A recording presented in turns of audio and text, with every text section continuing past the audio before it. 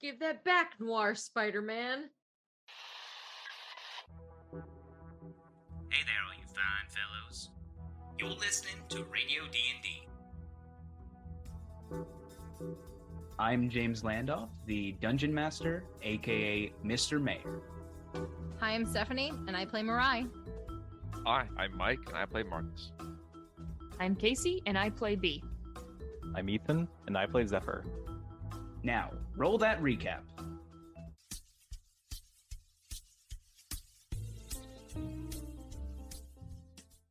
Hey there, all you fine fellows. You're listening to 98.3 The Drop. With their attempt at breaching Terminus's prismatic wall, leaving Mirai stranded on the other side, the Lonely Hearts decide to take a more hands-on approach. Engaging him in combat, Terminus was overwhelmed by their sheer numbers, and as he crumbled into rubble, the prismatic wall was dispelled. Exiting the gate, the party found themselves surrounded by MLE officers. It seemed Zephyr's prayers did not go unanswered. Leading the officers was none other than Captain McClave, who admitted to sending Speechless after Zephyr for fear of his connection to the twin reality, the reality where the Demon King yet lives.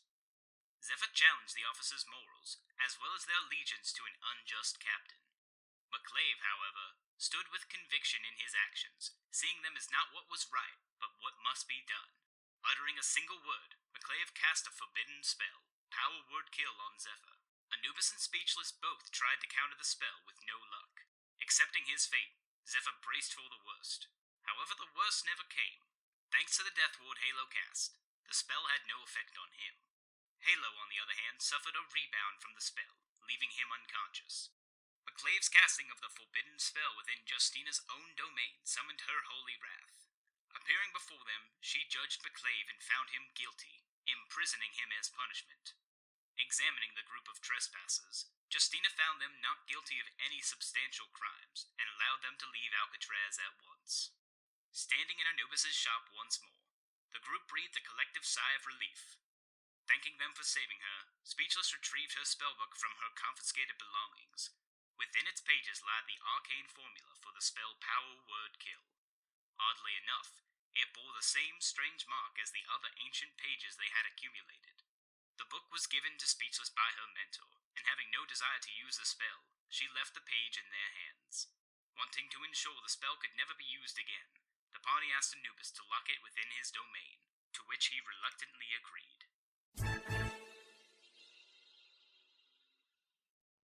So, last we left off, you guys had just made your escape from Alcatraz, and Phillip had left pretty shortly after your return, saying he was going to his estate for drinks and to quote unquote get shit faced.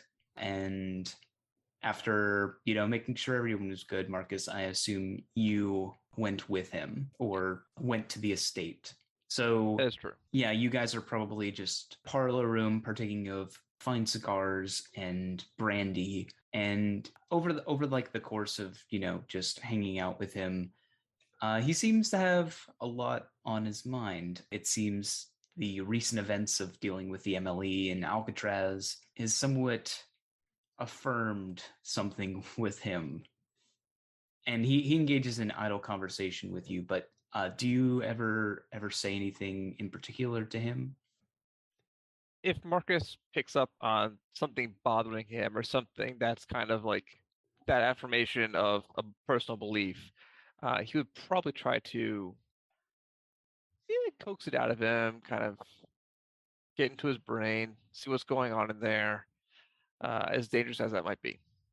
Yeah. So what do you say to him? I'd probably have I'd take a drag on the cigar, comment on how fine it is and just how smooth, and kind of judging his response, like if he's kind of slow to respond to the subject matter, I'd ask him like, "What's the matter, man? You seem to be somewhere else."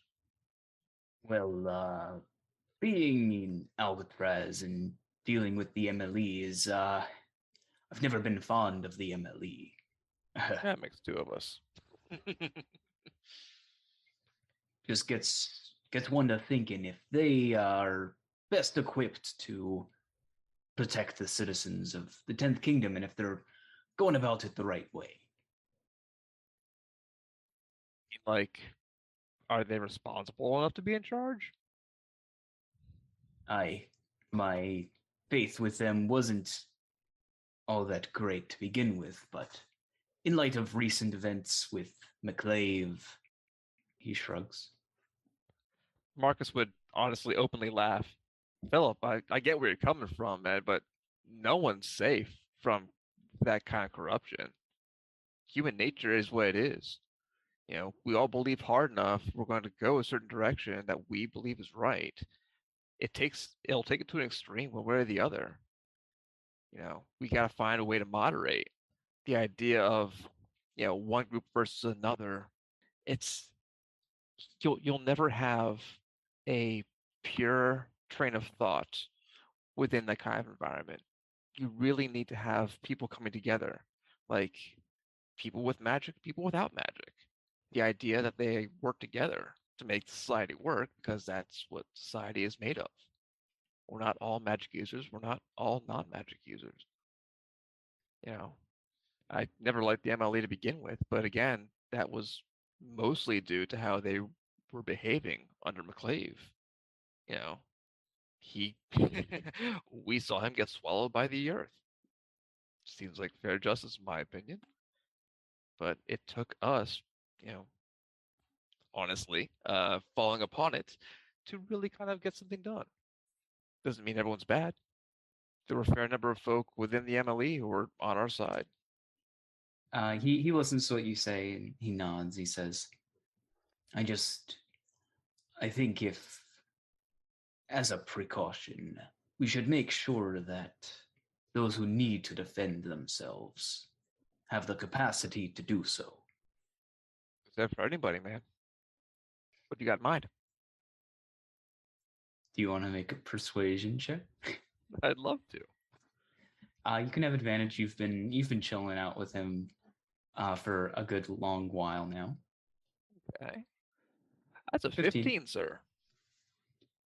Yeah, you see hesitation, but you can also see like he's a pretty big guy, but even now after having a bit of alcohol, his cheeks are like slightly red.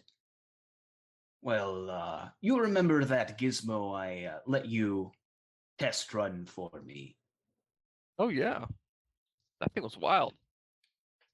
I figure if the MLE are going to use magical tactics to enforce the law, those who need to defend themselves should have a way of getting around that. I mean, you're not wrong. You planning on selling these things openly? He gives you a serious look and says, well, I'm afraid they've already been sold. It's just a matter of getting them where they need to go.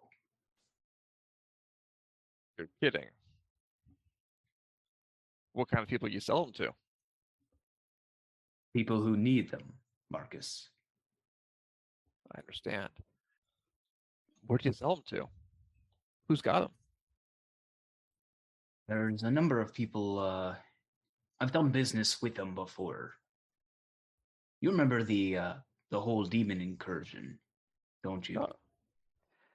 As much as I try to forget. Well, let's just say there were a number of people who were ill-equipped to handle such a thing, and with the closing of the border between the upper district and the lower districts, they needed a way to defend themselves. Now, I'm not sure how they learned of the event before it transpired, but I was able to get arms in the hands of those who needed them. Right. It would be the same case now. All right. Cool. All right, man. These are responsible people, right? These aren't like, people like me, are they? Yeah, he smirks at that and he shakes his head. Well, to be quite honest, anyone who needs protection from the MLE, I think could be in use of these. We've seen firsthand the negligence and the extent they're willing to go to do what they think ought to happen. We also saw them get plowed under when their god caught up with them. Yeah, he nods. Well, I'm not saying you're wrong. I'm not saying you're wrong. People need to be able to defend themselves, much like give them an axe, give them a gun. One way to defend each other, there's got to be a better, different way than removing a person's, ability to do spell things. Might be easier to make a shield, but I'm not smart enough for that. yeah, he squints. Even if that spell were to be the one that destroys your very soul, like the one we saw McClave cast. Wrong. Magic has destructive properties, but so do conventional weapons. Look at my rifle here. Look at your guns. Hell, you took down the god of stone structures almost by yourself with just some natural guns, even without the arcanic part of it. He nods again. Responsible owners, responsible with weaponry. You give a criminal a gun, they can rob a bank, or a train, or somebody else, or they're going to break out of prison. A whole number of things. You give someone to defend themselves, you gotta make sure that they're not going to respond to a just arrest with violence because they don't want to be arrested. If they're doing something wrong, you gotta be careful about that. Don't you agree? He nods, and there's a look of conflict on his face. Could you make an insight check? 22. Ooh, it's pretty good. I'm gonna have him make a deception check. 10. So he's not doing a very good job of hiding it. He knows you're right, but there is something that is compelling him to do this against his better judgment. And he kind of shakes his head. You know, Marcus, I have been meaning to ask you about that weapon of yours. With one, I've got several. I think we both know which one I'm referring to. Marcus smirks and takes out the revolver. Oh, he's not referring to the revolver. Oh. And then he takes out the animated sniper rifle. Yeah, and then he taps the ground with his cane and sets his gun on top of that. Yeah, his eyes are immediately drawn to the gun you've lovingly referred to as Avira. This one. If you don't mind me asking, did you make this or purchase it from somewhere? Oh yeah, I purchased it. Would you care to share where you purchased it from? I'm not sure you'd believe me if I told you. We can piggyback off your last insight check. He recognizes this gun. Oh. With eyes darting between Vera and Phillip, Marcus would go, does she look familiar to you? There's a bit of hesitation. He shakes his head. No, I was just quite interested in the design. Having a gun that is able to shoot itself, that's remarkable, I think. Can I insight that? You know he's lying. Okay. You specifically see he recognizes the weapon. Did you make a deal with Tim as well? Who the fuck is Tim? He's not lying. Not lying now. Oh, he's not lying now. Okay. No, he has no idea who Tim is. Guy I made a deal with. If you don't know him, then it's not really important. But I am interested to know how you recognize this weapon. At least the design, anyway.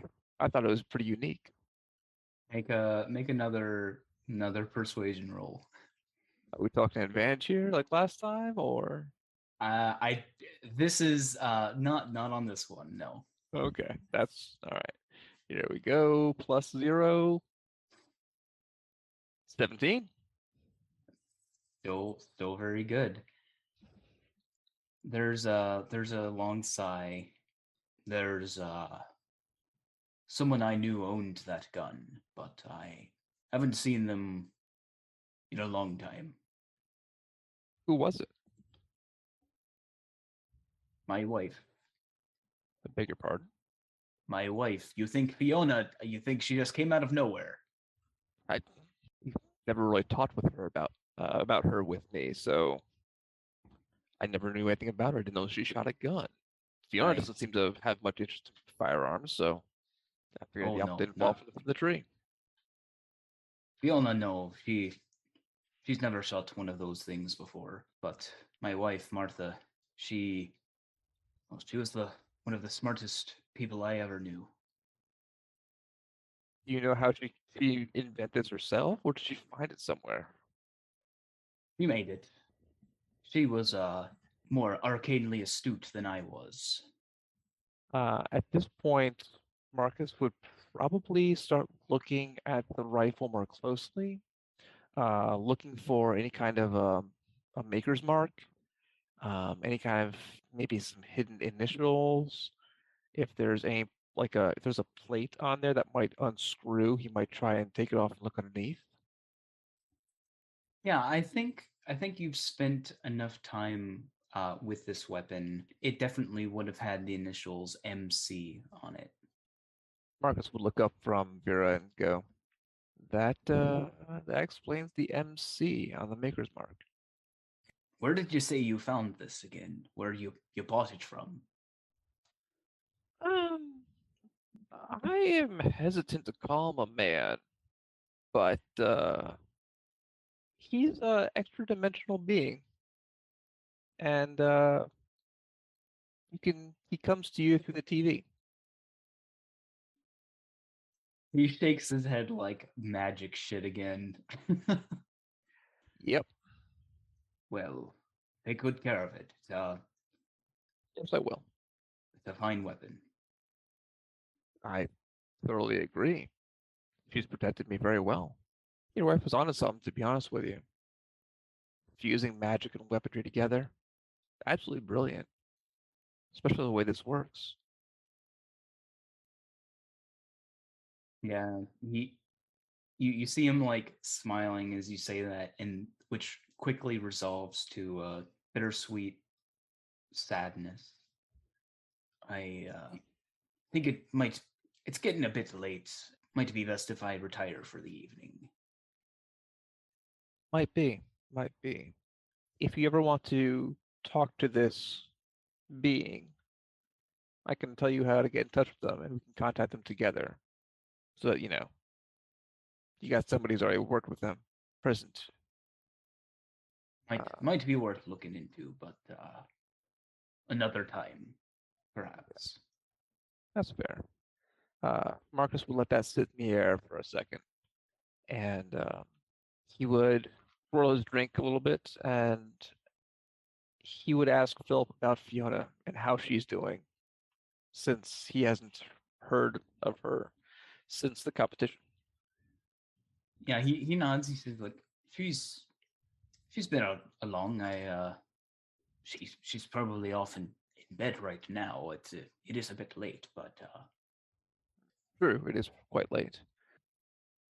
Have you given any thought to what else we spoke of at that point?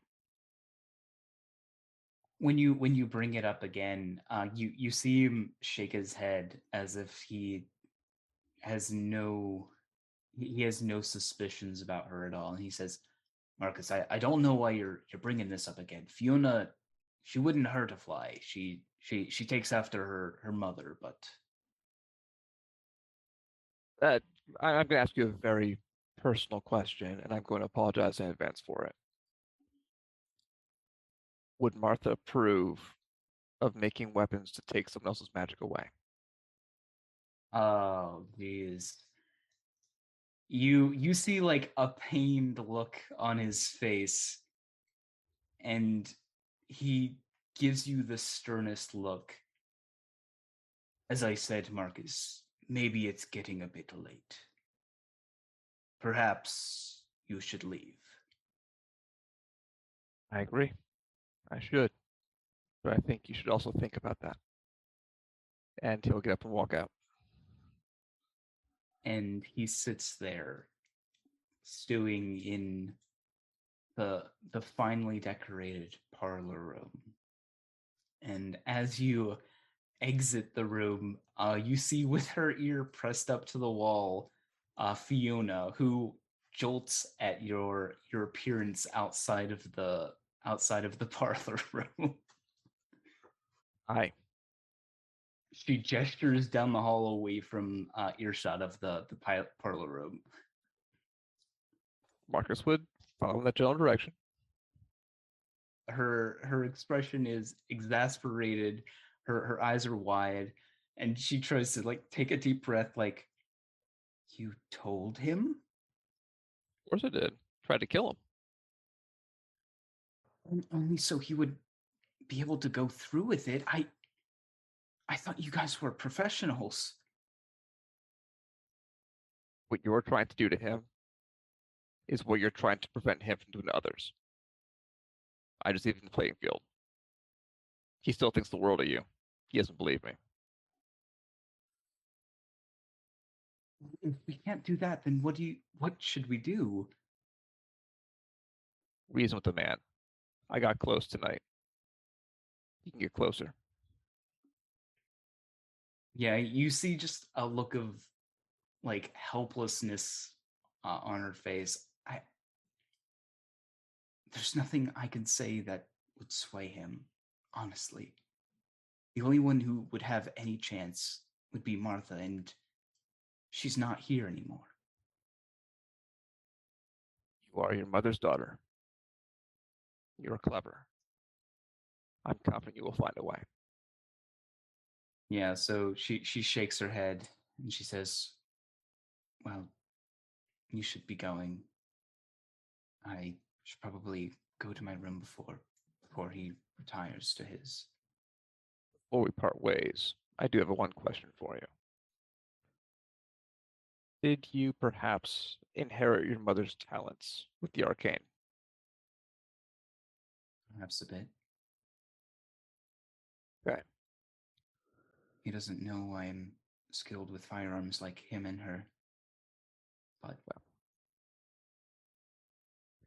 if nothing else, that little tidbit might get a nice close bond with you and him, and maybe help shape his worldview a little bit.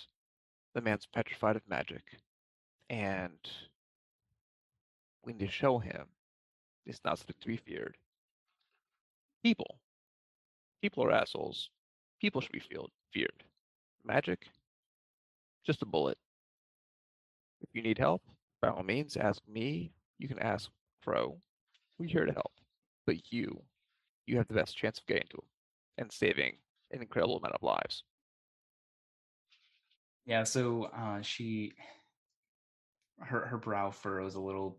Almost, she feels almost like she's being lectured, even though she knows what you're saying is right. And she shakes her head.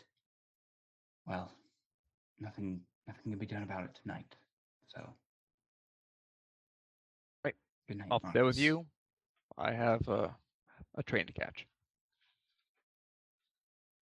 Nuts. And you'll leave the estate?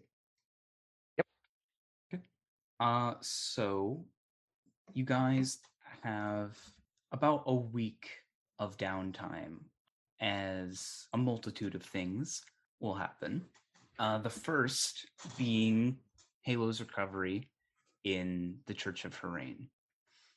So he suffered damage to a part of his soul, and as a result, he needs to make a Constitution saving throw to determine how well he's resisted it. Are you guys like during his visiting hours coming to visit him? Yeah, of Yes. course. Yeah. He only saved my life, so yeah. Marcus would Okay. send a bouquet of like water lilies, had that by his bed. He'd probably visit him once, see how he's doing, and he'd wish him well, but he would not bother him. you give him some space to heal. You would go the first day they allowed visitors, Mhm. and then she'd be like, "Hey, when can I come visit again?" Anytime I see. I think I'm on the mend. No, I think you need to set boundaries. You Set- just set like bound- went through something really, really stressful and traumatic. Oh, I like seeing my friends though. Okay, well, I'll come see you in 2 days. Okay. And then B would bring him some Reese's peanut butter cups the next time she came. And after that, she would ask if she could come visit again. And then the next time she would show up with signed Death Biscuit merch for him. Aw. Yes. That is right up his alley. Thank you, B. I had to track her down, and she was kind of really mean. I mean, I think that's just the stage persona she has. No, I don't think. Well, okay, yes, you're right. B will say that because she does not want to ruin her Death Biscuit's image in Halo's eyes. Does anyone else go to visit him? Yeah. I think Yeah. Zephyr and Go Mariah ahead. would. Yeah. Go ahead, Zephyr. Yeah. So we would bring him basically like a it's like a smaller record player that's Beach Boy themed. Mm-hmm. Because Mariah mentioned that he likes Beach Boys. Mm-hmm. Mm-hmm. Yeah, Everybody it's- got surfing. Yes, it has all the hits. Surfing USA, Surfing. surfing, Yeah. board song. California girl. Wait, very American themed. I'm just realizing. Yes. Yeah. Mariah remembers that he kept playing the Beach Boys on the way to the Badlands the first time. So Mhm. she's like, "Oh yeah, oh he definitely likes the Beach Boys." Well, here you go, buddy. Bring some music to your room while you recover. I wanted to get you a gun, but Mariah said no. I didn't think that you could use it. I mean, if you can, we can go get one. Yeah, I don't know how to shoot those things. That's fine. I love the Beach Boys. Thank you guys. You didn't have to. Well, I, hi. of course, you kind of saved my life. Just glad everyone is okay. Are you okay though? Yeah, I'm okay. Insight check. Yeah, you can make an We insight check. both get. I also make one. Just looking deep into him. Yeah, Very sure. deep. Oh shit! Why am I even making an insight check? Zephyr just looked into his fucking soul. Yeah, really. Jesus Christ. So, he's definitely worried, but he's trying to like put on a strong face. You know, things are definitely not as bad as they could have been, but there is that little bit of worry there. I mean, I He's don't. being stoic. Yes. Mariah's like frowning. She's like, "Look, I don't know what like your recovery and stuff is gonna look like, but you know, you don't have to worry. Like, we're always gonna be here for you. Every single one of us. Because you were there for us, and you really didn't have to do that." Not like I knew what was going to happen, but even if I did, and he looks at you, Zephyr, I wouldn't have changed anything about what happened. Hey, making me cry, man. Oh no. With that said, I'm going to have him make his constitution check. I'm here though. Can I give him a bardic inspiration? So this check would have been made at the moment the spell rebounded and hit him. So unfortunately, he's on his own for this. He's good at constitution saves, though. Do you want to explain everything before you roll, or are you just going to tell us what it is after? I'll explain after. Okay. All right. Constitution save. I'm going to scream. Oh my god. That's really good. Oh my god, that's so crazy. Oh my god. That's a 20. I didn't Um, know. Damn. Okay.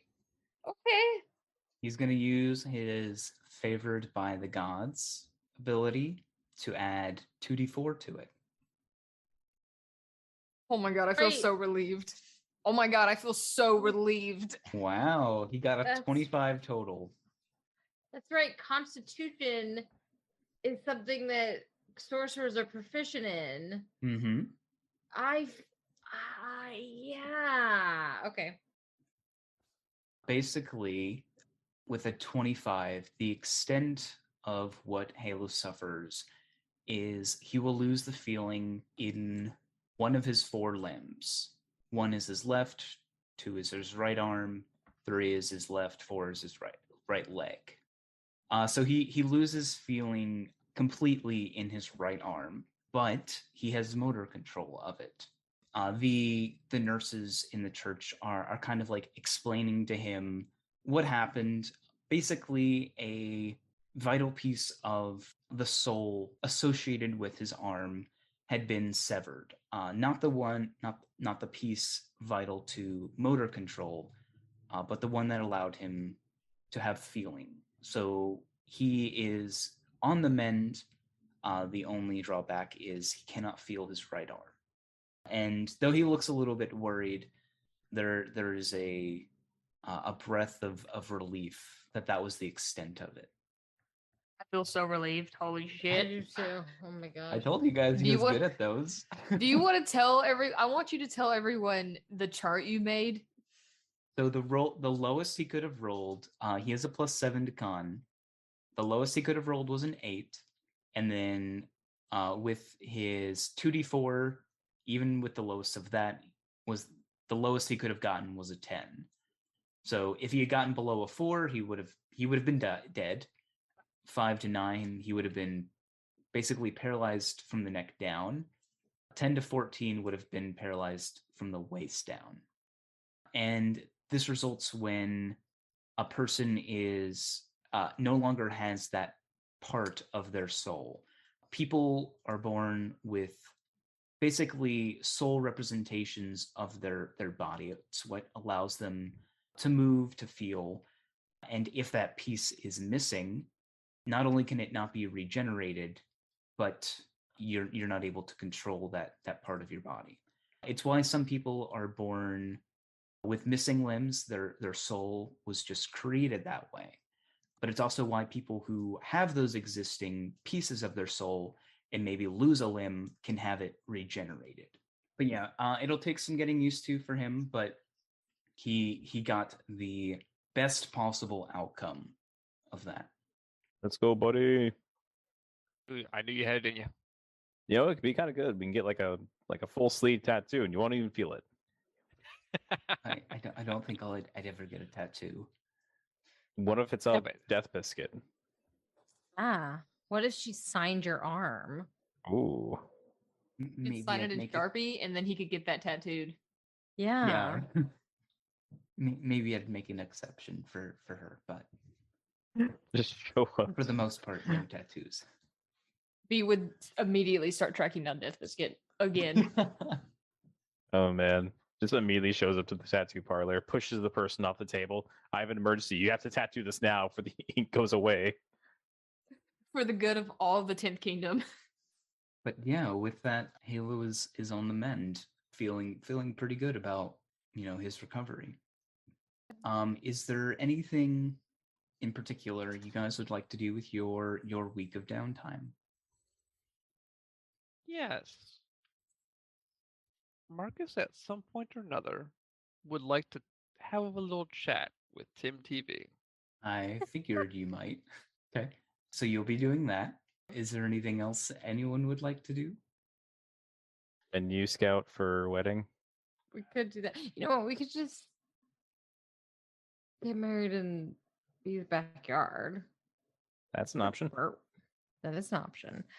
Should we try to get some info from Officer Lux? Yeah, check up on her. Yeah.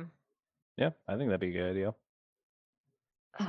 I don't want to, but I feel like I'm gonna have to talk to Navras. I just don't want to. I just want to pretend And by I mean Mariah. I think she just wants to pretend that like nobody said anything, everything is fine.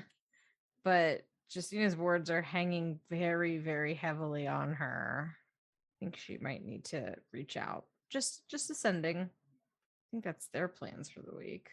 So as you guys are kind of like discussing what you would like to do, at some point or another, whether you're at your apartment or outside of it, you would have a knock on your door.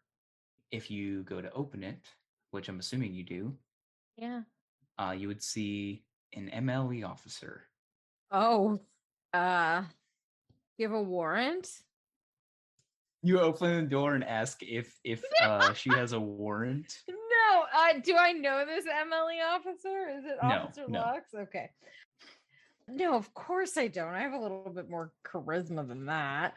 This is a joke. Yeah, Mariah would just open the door and just be like, "Oh, officer. So good to see you. To what do I owe the honor?" I believe a Zephyr Wesley is at this residence. Yes. Sorry. I mean, what's the nature of your visit? I have something for him. And you Hey. see she's holding an envelope. You know what? He's in the bedroom. So why don't you come in, take a seat? You want some water? I'll go grab him. Yeah, so Find the shower. she nods and walks in, kind of looking around at the apartment. Cool stuff, right? It's just very eclectic taste, I guess you could say. Yeah, just one moment. Mariah will close the door behind her and then head into the back part of the apartment. You said Zephyr's in the shower? Yes. Yeah, she opens the door and is like, hey, there's an Emily officer here for you with an Did you ask if they have a envelope." warrant? I was going to, but they had an envelope. They're looking for you. Oh. Right. Yeah, 1 second. And like you just hear what sounds like hand dryer, like a large hand dryer, but it's just his wind aura as he just dries off really quickly. Amazing. That's fantastic. Thank you. That's the bit I cool. wanted. So yeah, he'll come out. Yeah, so she nods at you and extends her arm with the envelope. Zephyr Wesley, I was informed to give this to you. And he'll reach out and take it. As you look at it, you will see the seal of the Golden Treasure Empire on it. And she will nod to you before you have a moment to say anything and says, I hope you both have a good day. And she'll leave. Officer, didn't quite catch your name. It's Ainsley.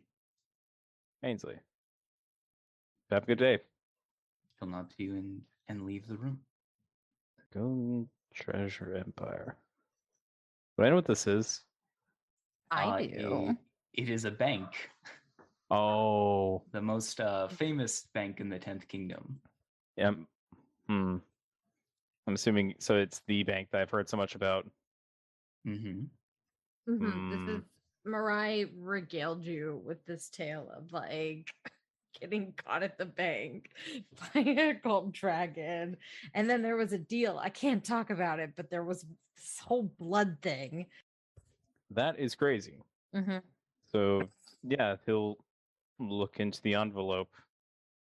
Inside is a bank statement that details a list of funds that were acquired by the government around your time of after your time of death, after no suitable heirs were found, and after the 100 years of interest accumulated and accounted for, you will see a balance total in an account of around 50,000 gold. Oh my god. I know I joked about this a while ago, but it finally paid off. Mariah just is looking at him like, Oh man. so? Oh, that's good. That's real good. Okay. Looks like I made quite the investment. in stocks or something. He'll just show her. No shit. Wow. Oh man. Where I just like sits down. That's a lot of money. That's a lot of money. And that's yours. That's your money. Ours. Our money. But I can spend this all on myself. Well, I mean, you buy a house, you buy a car. You could live in the upper district. Maybe not that, but wow. We could start the business, The detective agency. Yeah, Mhm. we can. Couldn't we? Oh, and I still have that scroll that we were gonna sell for 20,000 gold split between us all. Hey, also, quick question. Now that I'm recognized as not dead, do I get my veterans discount again? Oh yeah, definitely. Yes. That's what I'm talking about. Oh my gosh. Yeah, Mariah's just kind of like flabbergasted, I guess. And she's like, yeah, we could rent out a little a little place in the Wesley Detective Agency. Wesley and Wesley. Wow. Well, I have to get married first, and We could both hire assistants for each other. not super worried about that, but I guess that means you're like alive again officially. Yep, this proves it. She'll give him a hug and kiss his cheek. So Marcus, That's you all. were looking at going to talk to Tim. Yes. Okay. So tell me what Marcus does. I guess Marcus is in his apartment, assuming he's alone in his apartment at that point, and he tries to contact Tim TV by doing the happy little chant of Tim TV, Tim TV, Tim TV. And just as a Amazing. reminder, do you currently owe him any money, or I do owe him some money, but I do have some money. okay? So yeah, he pops up on the TV, does a little wave. You see his mouth move, but there's no sound until you realize that there's a speaker in the bottom left-hand corner with a big red X over it. I attempt to push the speaker. Okay, so you unmute it, and he says, Yep. "Well, hiya, Marcus. Hey, Tim, how you doing? I'm great. How are you?" Doing pretty well, thanks. I'm waiting for some money to come through, but I do have some gold for you. I got about 150 right now, with another couple hundred coming later. Oh, that's swell. And he'll Great. like open his suitcase. I had a question for you, if you don't mind. He smiles and, yeah, what's up? Well, I was looking over this the weapon you sold me, and I came across a maker's mark. It says MC on it. Do you know who they are? Because I'd love to get in touch with them. No, I have no idea who that is. Do you know where you got where to get the weapon from? I'd like to track it down. Well, and as he says, well, he'll like bend over as if he was like a piece of paper and do a flip. I'm not sure I want to share those details. Am I buying stolen goods? He hovers there, bobbing up and down, without saying anything. Well, it wasn't being used. You robbed this poor woman's grave. Grave? I Yes. say what you're trying to do. I told you, I'm not telling you. And he crosses his arms. You've been very good to me, and what you tell me will not leave between you and me. You consider information trade goods? Okay. I suppose I could tell you, but you do have a pending debt with me. It's true. But I am curious. Being such as yourself probably doesn't use gold all that much. Would a favor become an attractive exchange? What could you possibly do for me? I don't know. I don't know your limitations. I don't know your power. I don't know the breadth of your experience. Only you know that. I'm just offering a favor to you, which can be cash now or later. For cash now, if not You- later. Are you saying cash is in gold, or are you saying cash is and you'll take my favor now? I'll take your gold if you've got it. I don't have it yet. We have a couple of things. We have a couple of hoops to jump through. I'm sure you understand. Oh, I understand. I guess we're an impasse then. Appear that way. Hmm. Call me again when you have your money. Bye bye. And he'll wave on the screen, and you'll see the TV turns itself off as he disappears. I didn't get a price. That was a mistake. So that's what Marcus wanted to do. Mirai, you wanted to send a message to Navris. I know it's not that I want to, it's that I have to. Okay. This is Have a you distinct- decided what the message you would like to send her says? No.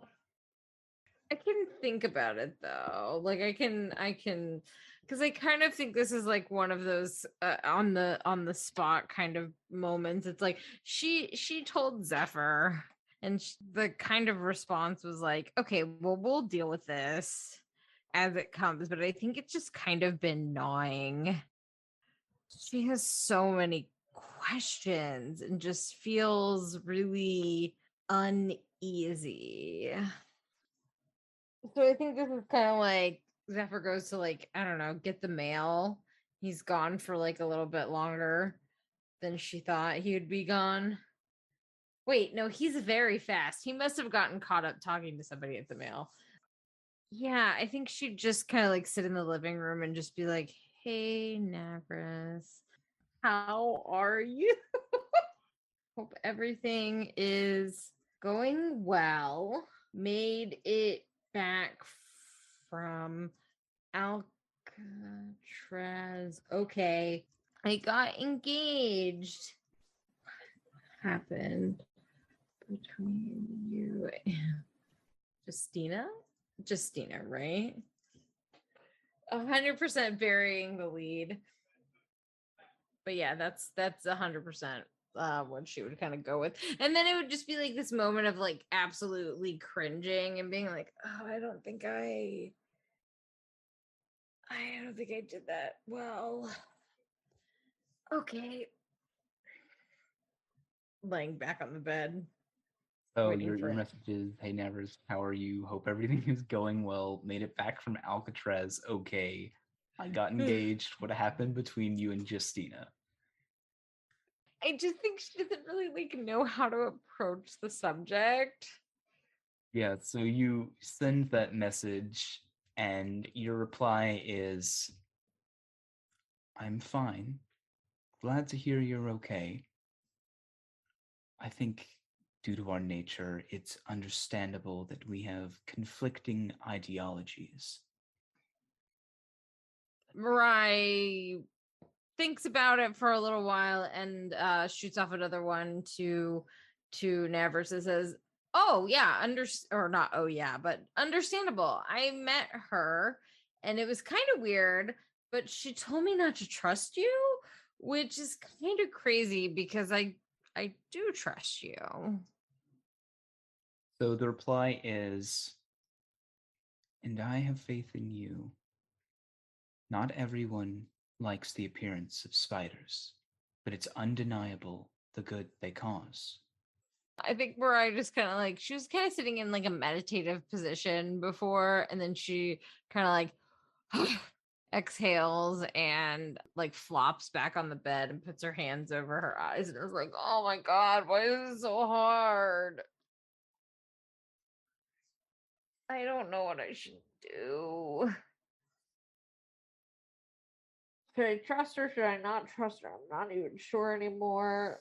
Oh, she hasn't given me a reason to not trust her.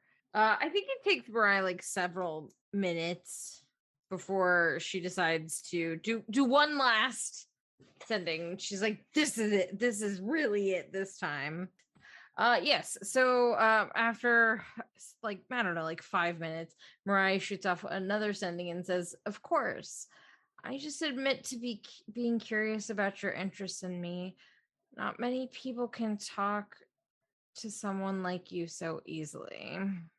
I believe that she's asked Everest before why she was interested, and the answer was cryptic, if I remember correctly. Yeah, she basically said she's like you were having a conflict of identity, and she related to that in a way. So with your last message, she says, "Not everyone has the privilege to, but some may consider it a privilege to even know you." Oh, this is another like 5 minutes of Mariah like hemming and hawing. Oh, okay. One more. Just the last one. 4th level spell slot this time. Okay, so in her confusion, Mariah's like, last one. And she says, "It's a privilege to know you, but I'm not sure why someone might consider it a privilege to know me. I'm just a person." So I think the last response you get from her is, "You're not just a person, you're whoever you want to be. That's why it's a privilege." Mariah just kind of like nods to herself and is like, "Okay, yeah, I guess that makes sense." It's once again effectively answered none of my questions. She is so elusive. Yeah, just lays continues to like lay back on the bed and is like, "Okay, no more sendings for a while. Just don't bring up Poppy." Yeah, I think that's all from Mariah talking to Navris. The confusion remains. Nothing has been cleared up. Good talk, Mom. B. Thanks. B, is there anything you would like to do? When does Halo get out of the hospital? He actually made a pretty fast recovery, so they'll still want to keep an eye on him, but he is, as long as he's like taking his medication, he's not bedridden. He's allowed to go home. He'll do a series of checkups, but aside from that, he's pretty much free from the hospital. Does B have like his phone number? Or would she, I guess, just use the radio stone? But then Yeah. everybody can hear on the radio stone. Yup. Okay, that's fine. B doesn't know anything about his personal life. B will just get on the radio stone and be like, "Halo, I hope you're not busy. No, I'm not busy. Hey, do you have plans?" Right now? Sure. Right now it's fine. Oh, okay. Or later. Whenever is fine. All right. Well, I was just thinking if you wanted to go with me to get manicures. Yeah, that sounds like fun. Okay. I remember that one time you complimented someone on their nails, so I thought this would be fun to do together. Yeah, no, that should be fun. Okay. Also, you don't have to bring your personal life into this. You can invite your sister too if she wanted to come. Don't feel obligated. I just feel like it's something fun to do. Well, I'll see if she can come. I think she'd enjoy it too. Okay. I'll pick you up. Wait, is that something you're comfortable with? I don't know where you live, and you try to keep your personal life separate, which is fine. I just want to make sure we're establishing boundaries. I'll meet you at a place. He gives you directions to a parlor he knows. Okay, I guess 30. I'll meet you there in 30 minutes. Sounds good. Yep. Okay. B's gonna get off and be like, "I have no idea where this is." So you'll meet him at the salon, not the parlor. I don't know why I said parlor. Yeah, you meet him at the salon, and you see his little sisters with him, and you guys go into to get manicures. They have work done on their fins because they don't have nails. Yeah, so Marcus, you're sitting in front of the downed TV, the turned off TV. Mariah, you're just in bed after your conversation with Navris, and B and Halo are in the salon. Where's Zephyr right now? I feel like during that whole thing, he went to go out to get the mail. However, he got into like a barbecue argument or something, just some like neighborly argument with one of his neighbors. And that's why he's been out there for so long. A barbecue argument? That's amazing. Yep. It's like, nah, if you use ladder fluid, that's all you're gonna taste is just the chemicals. You're having this argument with one of your neighbors, and as you all are sort of doing your own thing over the radios or televisions, you guys will all hear a statement from the newly appointed chief of the MLE. You will see a rather older orcish man. He's got these pronounced tusks. One of them has a chip in it, and he has these sort of like gray streaks through his crew cut. And he stands at the podium with a commanding authority. You guys hear him say, "The MLE hereby declares the previously accused murderer, Layla, aka Speechless, has been acquitted of all charges after new information has come to light. Information we will be sharing in the near future. Former chief of the MLE, Eric McClave, has stepped down from his position at the MLE and has resigned effective immediately. As your new chief of the MLE, I look forward to serving and protecting the 10th Kingdom." I knew she wouldn't take my recommendation. Should have been Officer Lux. She needs to make detective first. So, anyway, Boyd, like I was saying, you either have to go propane or charcoal. Personally, I like charcoal. As you guys, No, only propane or propane accessories. As you guys go over your day, I don't know if all of you would hear this, but some of you would hear over the radio a talk show host by the name of Ron Sterling, who has his own talk show called On with Ron. You guys hear his little spiel about the statement from the MLE. "Gods, deities, immortal beings of immense power. Whatever you call them, they have been around since the dawn of humanity, both aiding and hindering their progress. But what does it mean to be a god in today's day and age? And are they something we can trust? Not long ago, we received a statement from our new chief of MLE, Gordon Hayes, and the former serial killer Speechless was released, having been acquitted of the numerous murders she was originally convicted of.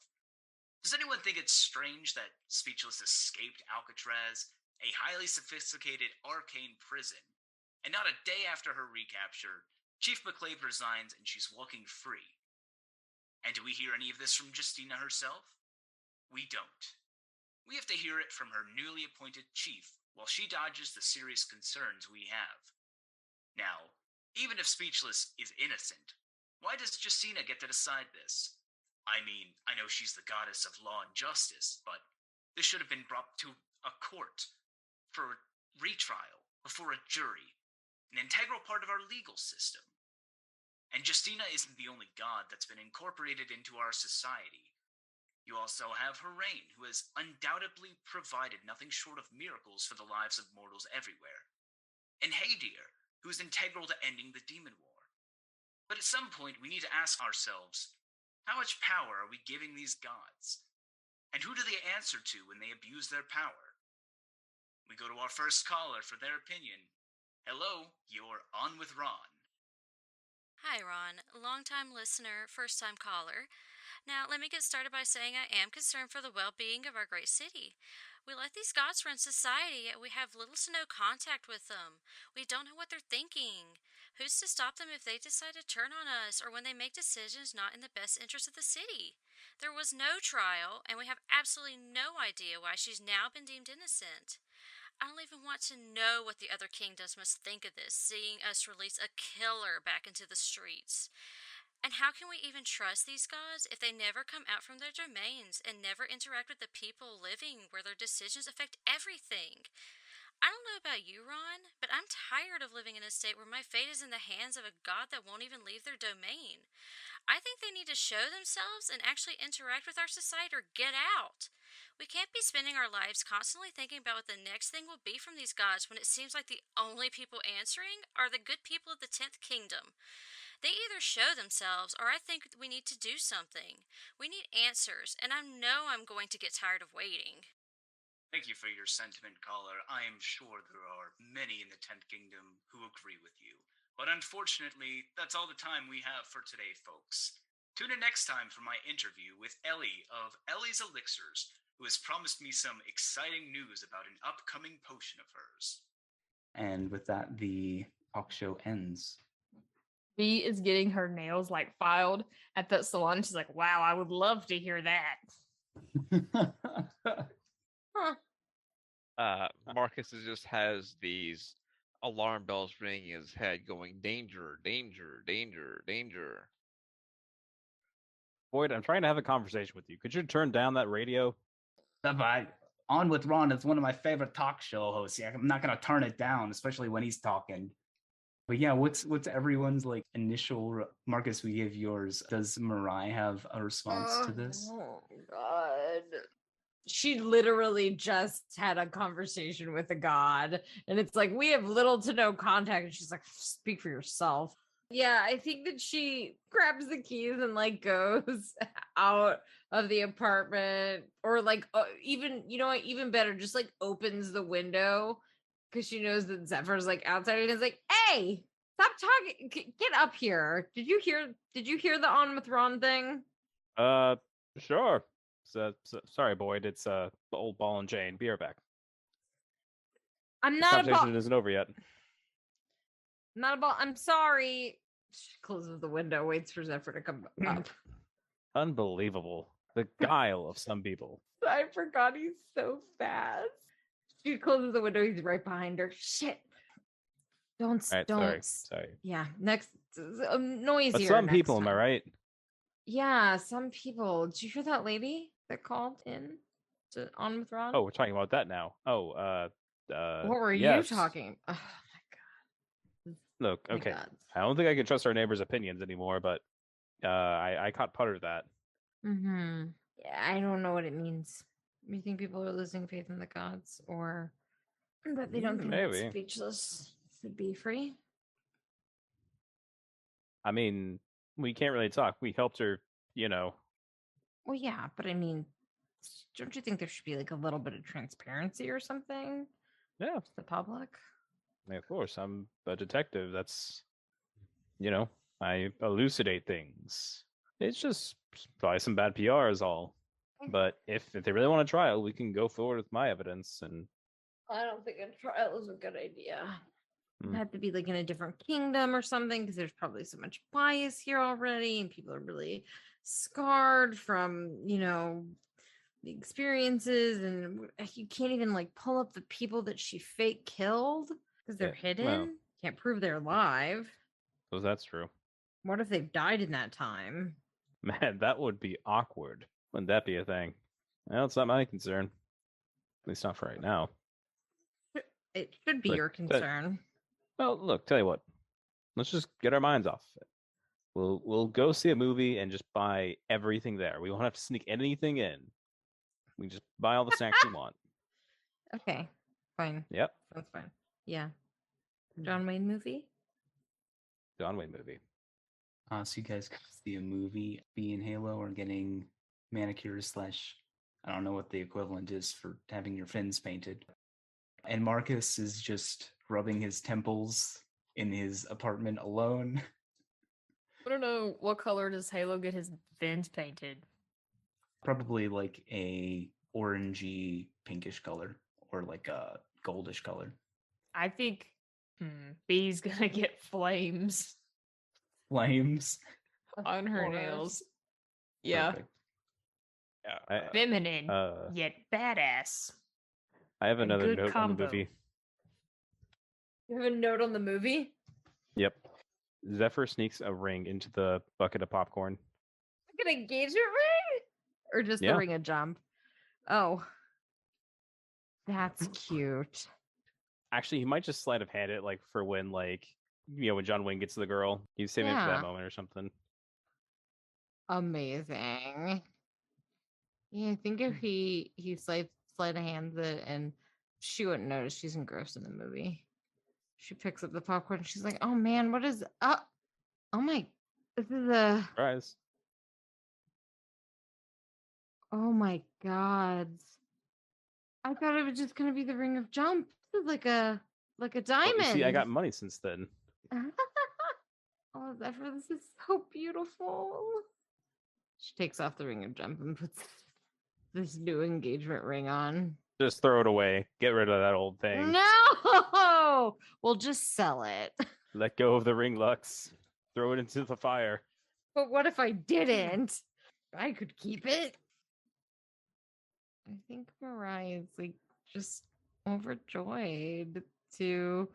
That really probably made her, made her day, especially with the stressful stuff with Navris and the stuff on the TV. She's so happy. Forgets all about that stuff. Marcus, do you do anything else? Do you go talk to, or do you try to get in contact with Klaus, or do you do anything else pertaining Tim for the week? Marcus would head to Mr. Greene as soon as he's done with Tim, because that thing always gives him a headache, hoping to run into Klaus when he gets there. As you get to Mr. Green's, there's actually people who are standing outside smoking cigarettes or drinking glasses. The place seems fairly packed. That's unusual.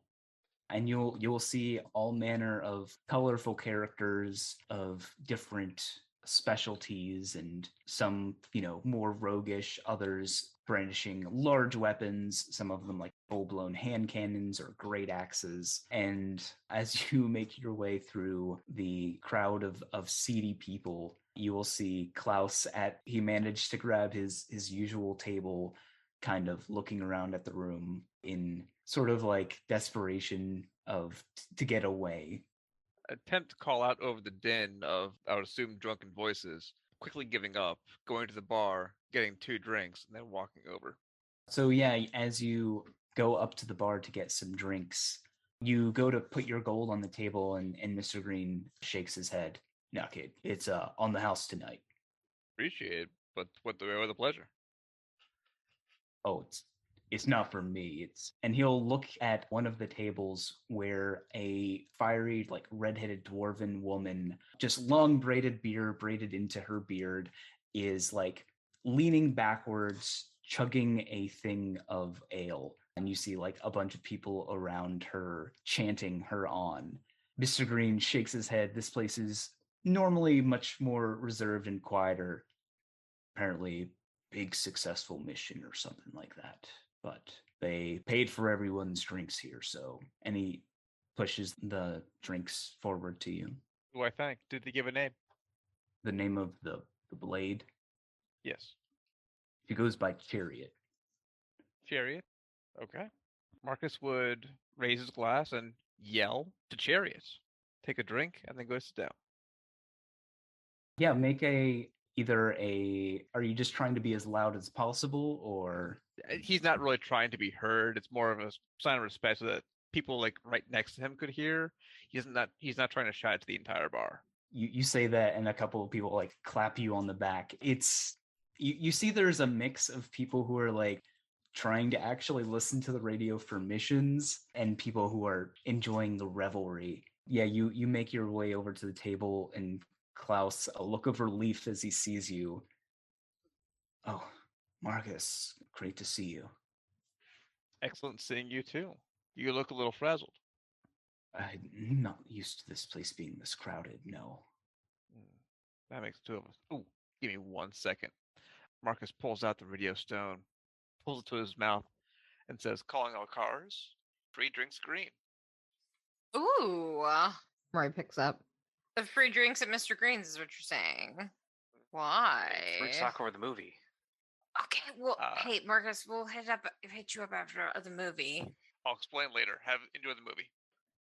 Anyways, surprised to see you still here with all this rambunctiousness going on. I thought it might clear out after an hour, but... And then he looks at the sea of people blocking him in the door. I was mistaken. You're an island, aren't you? Yeah, he smiles and nods. Yes, but at least there are 2 on the island now. Anyway, have you made any headway with the Charleston estate? I've made some progress, yes. It seems that I have accumulated some level of trust with both Fiona and Phillip. He's about to say that's excellent, but then he but the mission, how are we to proceed? Are we going with Fiona's plans, or have things changed? I would prefer not going with Fiona's plans at this point, and I think she's starting to doubt herself on that front as well. I feel like I've laid a pretty hefty seed in her mind. There's only so much that somebody outside the family can actively do, so I feel like letting the family affair kind of take over for a moment might be a best option. I got close. Close how? Man can still see logic. He and I had a nice conversation over some bourbon and cigars. Man's doubting himself a little bit. Can see it.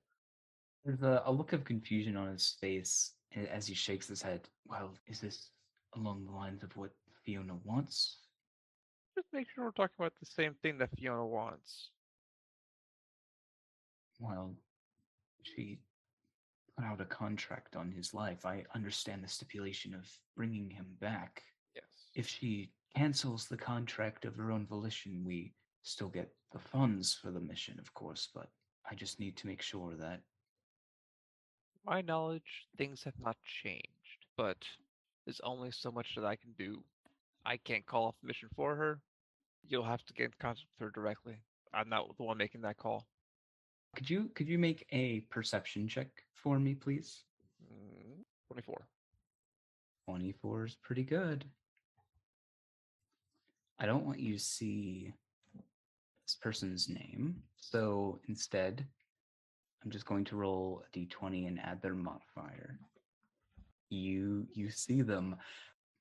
It's weird at first. You're kind of like looking around the room, maybe talking in hushed tones, and you don't see anyone like really paying attention to you, but in the rafters of the ceiling, you see the glint of 2 slitted eyes as a feline-like humanoid perches, staring at you guys intently. What's on the table in front of me, besides the glasses? Anything you would have put there. Salt shaker? Sure. Cool. I unscrew the cap until there's just a little bit at the very top.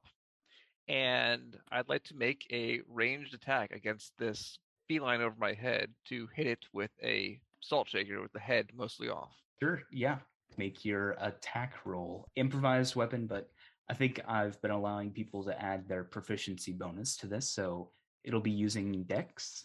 The D20 plus 4? 13.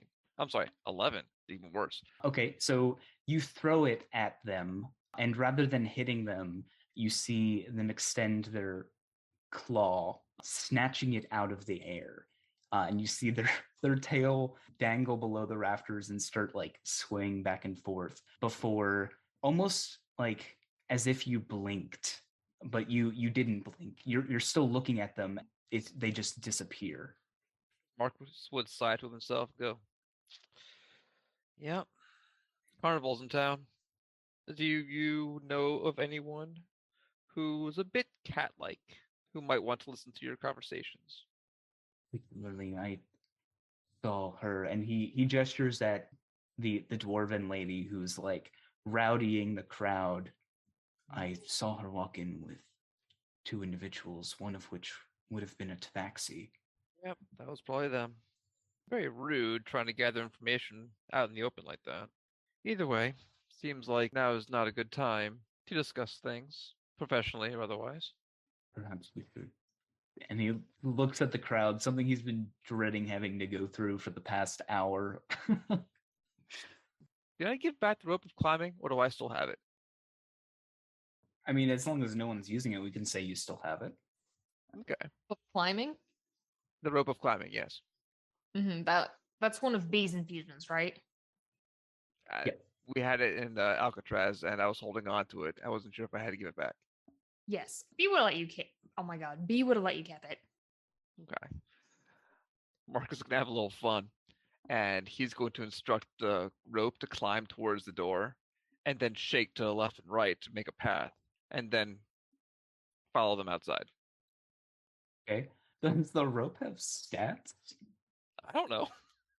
I guess just roll a T20 to see if it can shake the majority of the people out of the way. Okay, I think a 14 is fine. 14 now I do. Jesus. It's not strong enough to actually push people out of the way. It's more of just their like surprise at what's going on. The rope meanders between them and starts like shaking. A couple of people like spill their drinks as it like bumps into them and like, what the hell? And yeah, they all make a line for the door and just kind of look at you like, who the hell is this guy? That's exactly what I was going for. All right.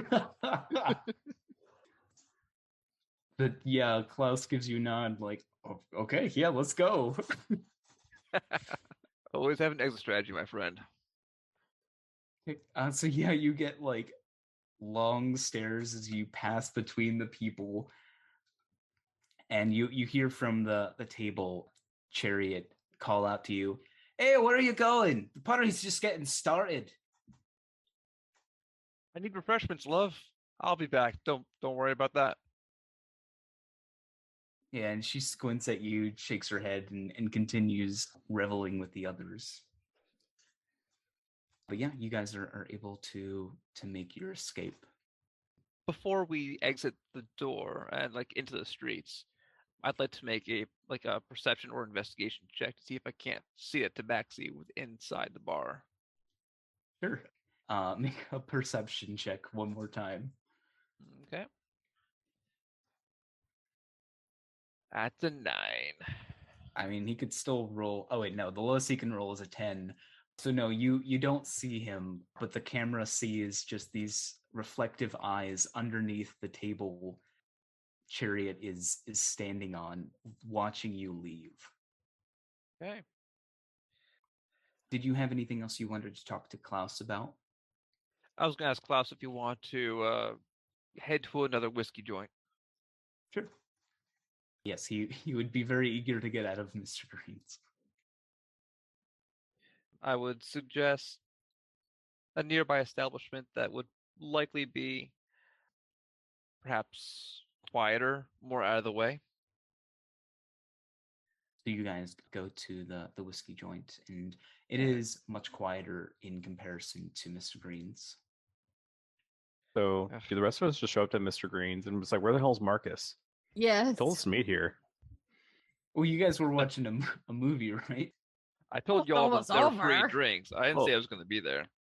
That's also true. But I do think that we all show up and we're like, where's Marcus? So yeah, Marcus leaves, and like minutes later, Zephyr and Mirai are standing outside looking at the festivities inside. Is it still technically an Irish goodbye if you never... If you never say hello in the first place? Yeah. I think it's an Irish goodbye and an Irish hello. You just never see them. Mariah's like, why is this place bopping?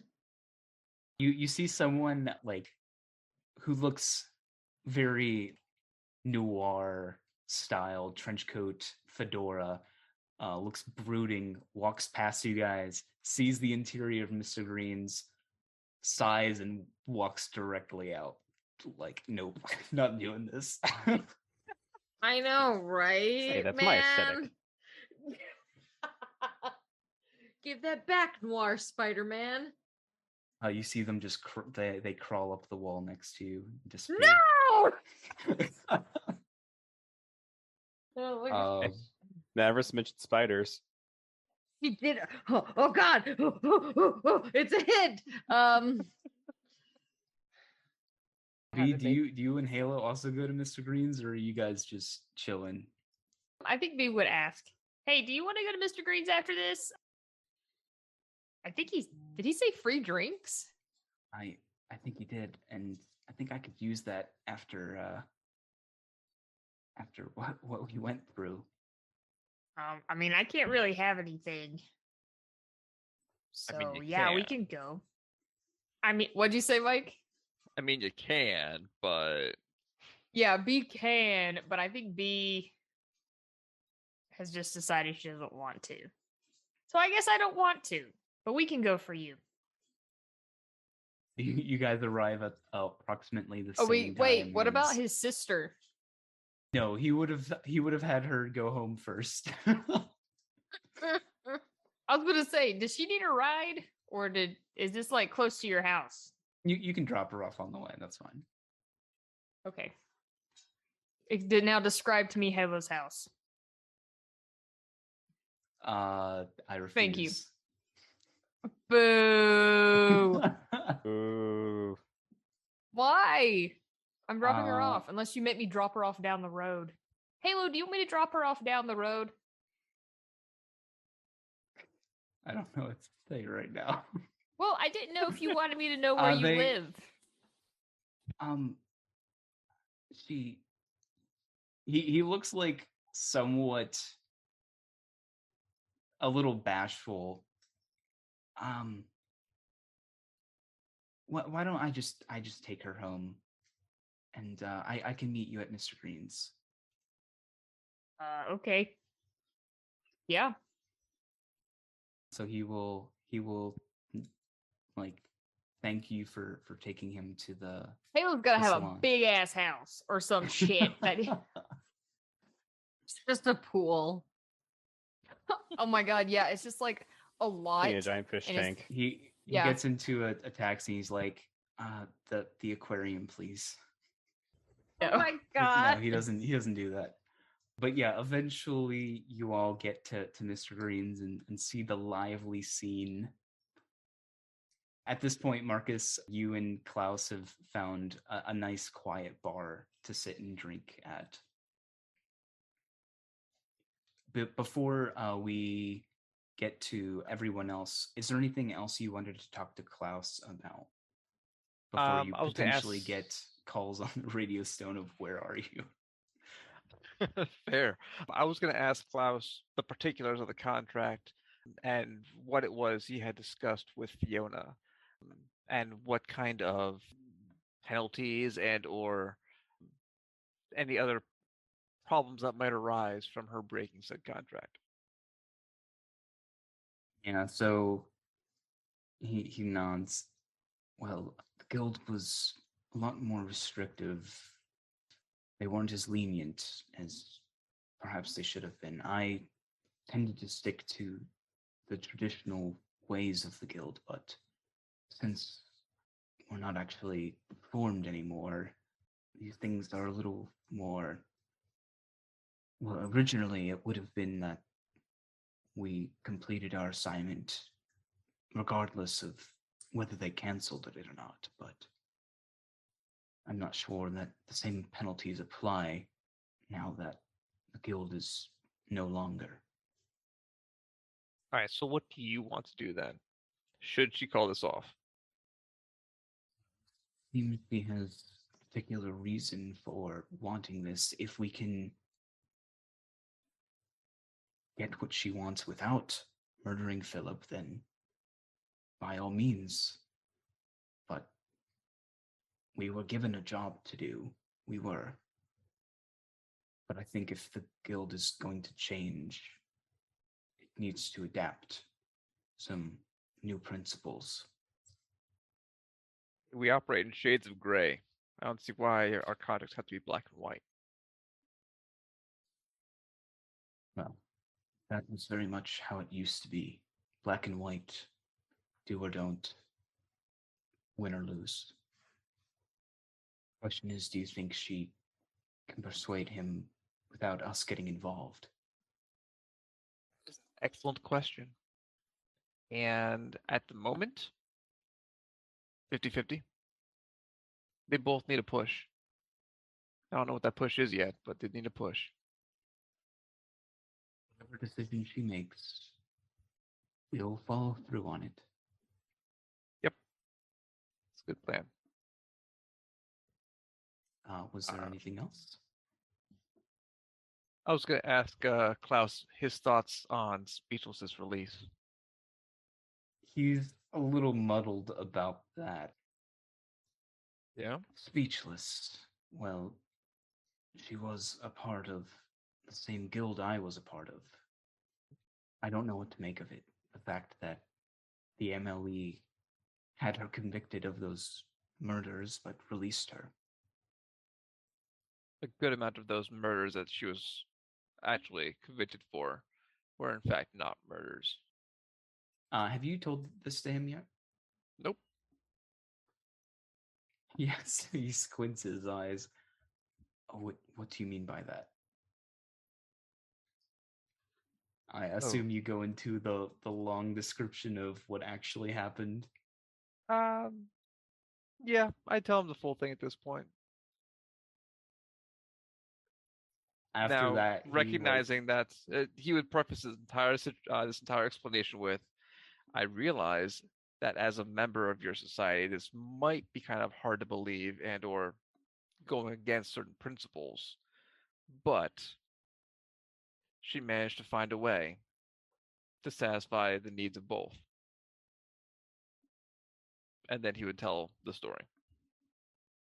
Yeah, so at the end of it, he pretty much like downs his drink and swallows hard. Well, that explains why she was captured then.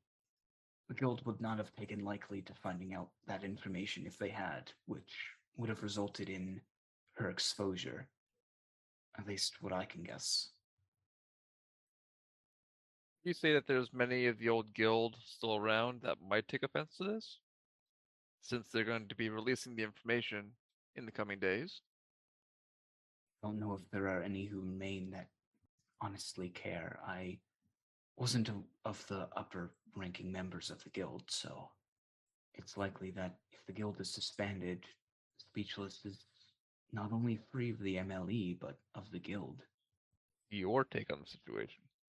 While I admit it is brilliant, she did agree to being in the guild, circumventing our contracts like that. I have no authority on that. Man, ask for your authority, man. I just want your opinion on it. You're allowed to have thoughts outside of your guild. It is brilliant that she was able to do that. Creativity is a very important part of humanity. Could use more of that, in my opinion. More shades of gray. Better to make better canvases. Well, I don't know if she needs a place, but if I were to try and reform the guild in a sense, maybe we aren't the assassins anymore. Maybe we're something else. But even if you're something else, you'll still have to work in the shadows, so you may not want to get rid of the that dark cloak just yet. Maybe it's around this time that Marcus's radio goes off with someone contacting. Could be. Before the radio goes off, though, Marcus would ask him about the spell that he gave to Layla, the one that she couldn't figure out in the book. What spell? There was a old piece of parchment laid into an old book that Layla has, and it contains a very powerful spell not meant for mortals. Honestly, shouldn't be meant for anybody, in my opinion. But she said that her old mentor, Crow, gave it to her. Ah, I see the confusion. Crow was the name of our late guildmaster. I thought it appropriate if I was to reform the guild to assume his name. Did he have any arcane ability, or was he like me? He did have some arcane capabilities, but he was more of the orchestrator of the guild, not really fulfilling contracts. I have no doubt he had phenomenal abilities, but as to what those abilities entail, I quite honestly have no idea. Well, my friend, keep your eyes out. Keep an ear out. We should, this might get kind of interesting. Marcus. Is there anything you want me to keep my eyes out for? He thinks back to that feline you threw a salt shaker at. Maybe just watch your back on your way home. And blades normally tend to each other's business and don't interfere. I'm not sure what that was about. Maybe just a curious nature, but still. I'll keep an eye out. So does anyone actually phone to Marcus to ask where he is, or do you guys just go in?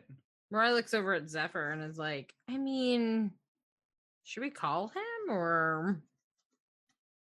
Well, I was asking some guys around the bar, and he said apparently a lady bought a drink for him, so they might be We should just let him have his, private time. For the record, I said nothing about a lady. No, but the people around the bar did. Yeah, you said to Chariot, so if they know who Chariot is. She's still there, by the way. I was playing stuff for comedic effect. I don't know fuck from shit. You hear the bartenders chanting, "Chariot, Chariot." Oh, is that who bought Marcus's drink, according to whoever you talked to? Maybe. She's currently arm wrestling this big warforged who appears to be made entirely out of gold. You see her slam his arm down. A bit of circuits like pop off and electric sparks go everywhere. And you see like his mouth where it would be like light up as he like laughs. Ha ha ha ha. Calculon, no. When would B get there? Shortly after. Okay. Would B seen the arm wrestle competition? Sure. Okay. Oh man, I have to get in on this. B, B's gonna run up. Like, hi, no, first of all. I'm just She's got to learn. Wait, are you gonna go arm wrestle Chariot right now? Yeah. Oh no. Oh yeah. Excuse me. So you weasel your way in between like these big muscly guys, and you see Chariot flexing her arm. You see the veins popping and bulging, and she cocks her head at you. Hi, who might you be? Hi. I'm trying to get stronger. Would you arm wrestle me? Sure, put her there, and she'll reach out her arm. B gives herself guidance. Okay. Mariah rubs, puts a hand on B's shoulder and is like, okay, good luck, gives her a bardic. Thank you. Just strength. It's going to be athletics. Okay. It's okay. Good Kids heal luck. fast. Okay, 13. so a 13 plus a 3 plus a D8. D8. Pretty good. Is that a 24? Oh my god. Wow, I cannot believe you got an 8 on that. Wow. Yeah, I'm impressed. I was expecting B to like get a 7. I'm impressed. Honestly. Like a 7 total. Me too. She grabs your arm and you begin like arm wrestling. You see her grit her teeth as she arm wrestles you. She has advantage on this. Makes sense. Probably got like a +6 or something. +10 probably. Oh my gosh. You guys didn't see it because I had it to the GM. But what did you roll? Son of a bitch. What No, did I have you to- roll? I have to re-roll it. No. I have to re-roll No, it. no. What you No, the rolls stand. Are you What'd you sure roll? about that? Oh no, let him re-roll it. Let him roll. Let him Re-roll roll it. it. Hey, Chris, You you're want flying me too to close to the re-roll sun. it? Re-roll it. Okay, I'm going to re-roll it. At our request. Ah, man, she got a 25 the first time. I would have. Amazing. Yeah, he rolled? so you get the better of her. A bunch of the guys around her go like, "Ooh, I think Chariot's about to lose." And she gets distracted for a moment. You see the hesitation and you slam her arm on the table. UTB is like grimacing, and she's like, "I am unstoppable!" And then she'll slam her arm on the table. Chariot looks at you like, "Who is this wild child?" And one of the guys around her says, "Chariot, you just got beat to a little girl." She gives him like the biggest death stare. "Oh, did I? Her He being looks a at girl that guy has and is something like, to do with "Hey." it then. I could throw you over that table over there, and I'm a girl. Does that mean anything to you?" And you see him, who he knows exactly what she can do, pale-faced, and just shrinks back into the crowd, where her attention refocuses on you. "What did you say your name was?" B. B. It's a good name. You beat me. I don't like admitting when I'm defeated, but you got the better of me. This time. Yeah, you're right. This was probably just beginner's luck. Is Halo at Mr. Green's yet? Yeah, he's there. Did he walk in when B was arm wrestling? Oh yeah, he's solid. Amazing. Okay, well, it was nice meeting you. Thanks for doing this. Yeah, it was nice meeting you too, B. Tell that little punk if he ever is mean to you again, I'll arm wrestle him and beat him. Don't you worry, I'll beat him into submission. Good. You show him who's boss, lady. And she'll give her a high five. Yeah, she'll give you a high five back. I'm gonna go get some orange juice. Could B just make a quick perception check? Oh no. Did I do something? I got a crit fail. I got a net 1. Okay, actually, wait. I'll use a luck point. Okay. A 15. Again, I'm going to roll this because I don't want you to see their name. Fair. Okay, just pick a random object from your bag. It can be worthless trash. It could be an eraser for all I care. Just pick something. Somebody freaking steal from me? Just pick something. I'm from gonna your bag. beat them up. Just pick something from your bag. It's an empty Cheeto bag. That you're about to get robbed. As you walk away from the table, a black clawed hand will reach into your pocket and take out the bag. What the hell? You don't notice this though. It's okay. I'm surprised you let me choose what it took out. We're watching B. Would we notice? Yeah. Because we would be watching make a perception check.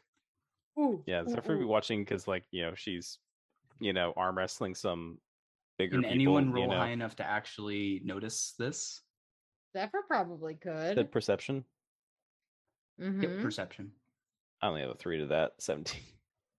No one can possibly see this happen. We get a quick glance under the table as there was some stray Cheetos in the bag, and the cat begins munching on them. But yeah, so what are you guys doing? Are you just reveling with the other blades and Mr. Green's? We call Marcus. Yeah. I mean, do we? Should we? Like, I think that was still a question. We had not decided whether or not we would. I think B will come back with her orange juice and be like, "Hey guys, where's Marcus?" I don't know. Should we call him? Can? I think we might. I mean, it's kind of rude just to, invite us over and then not be here. Right? I know. He didn't even watch me win that arm wrestling competition.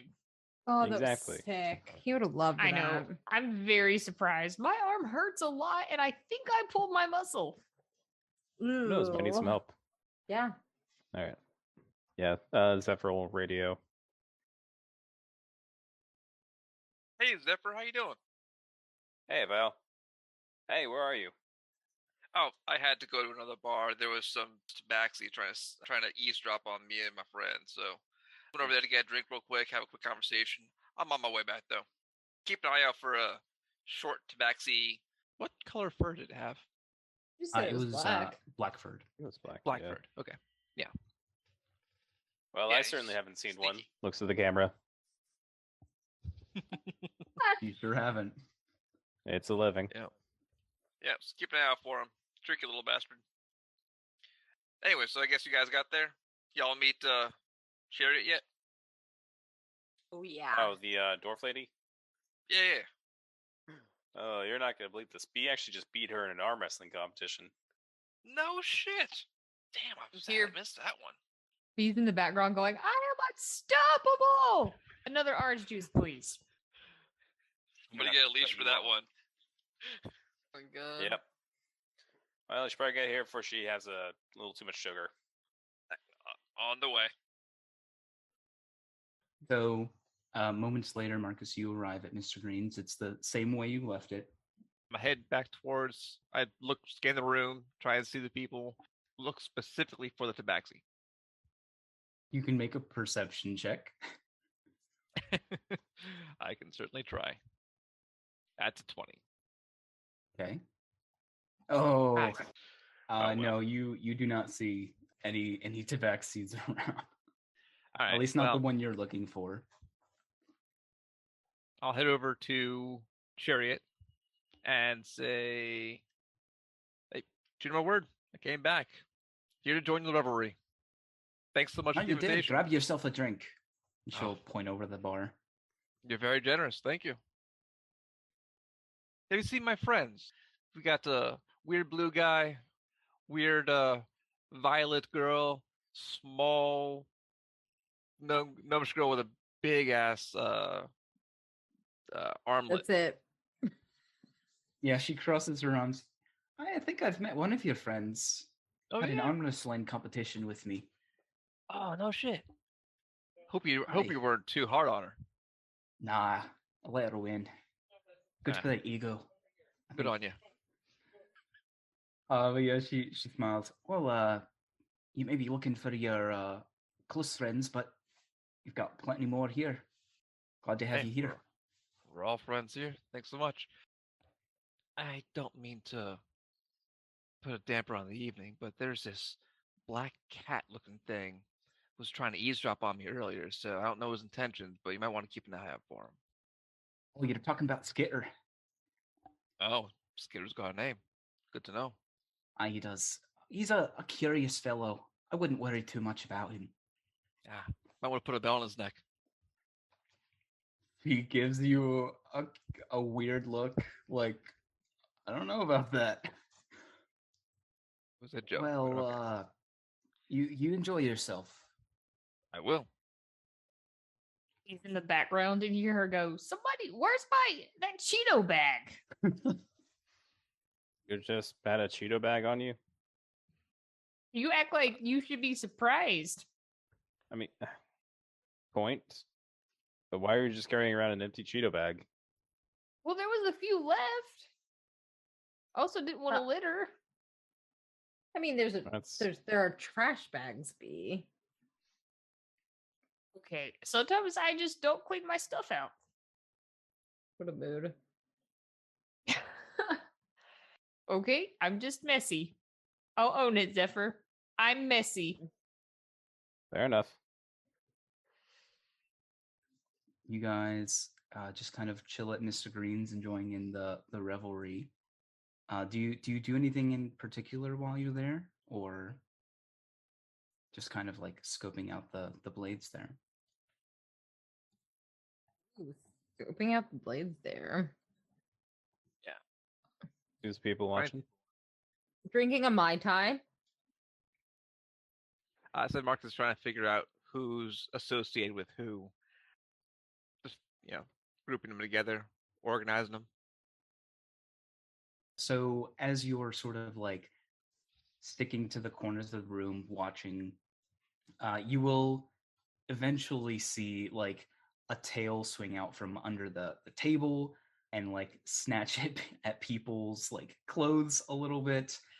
It seems that the Tabaxi is acquainted with Chariot, as well as a third individual who is a long blonde-haired elven man whose nose is pretty stuck up high.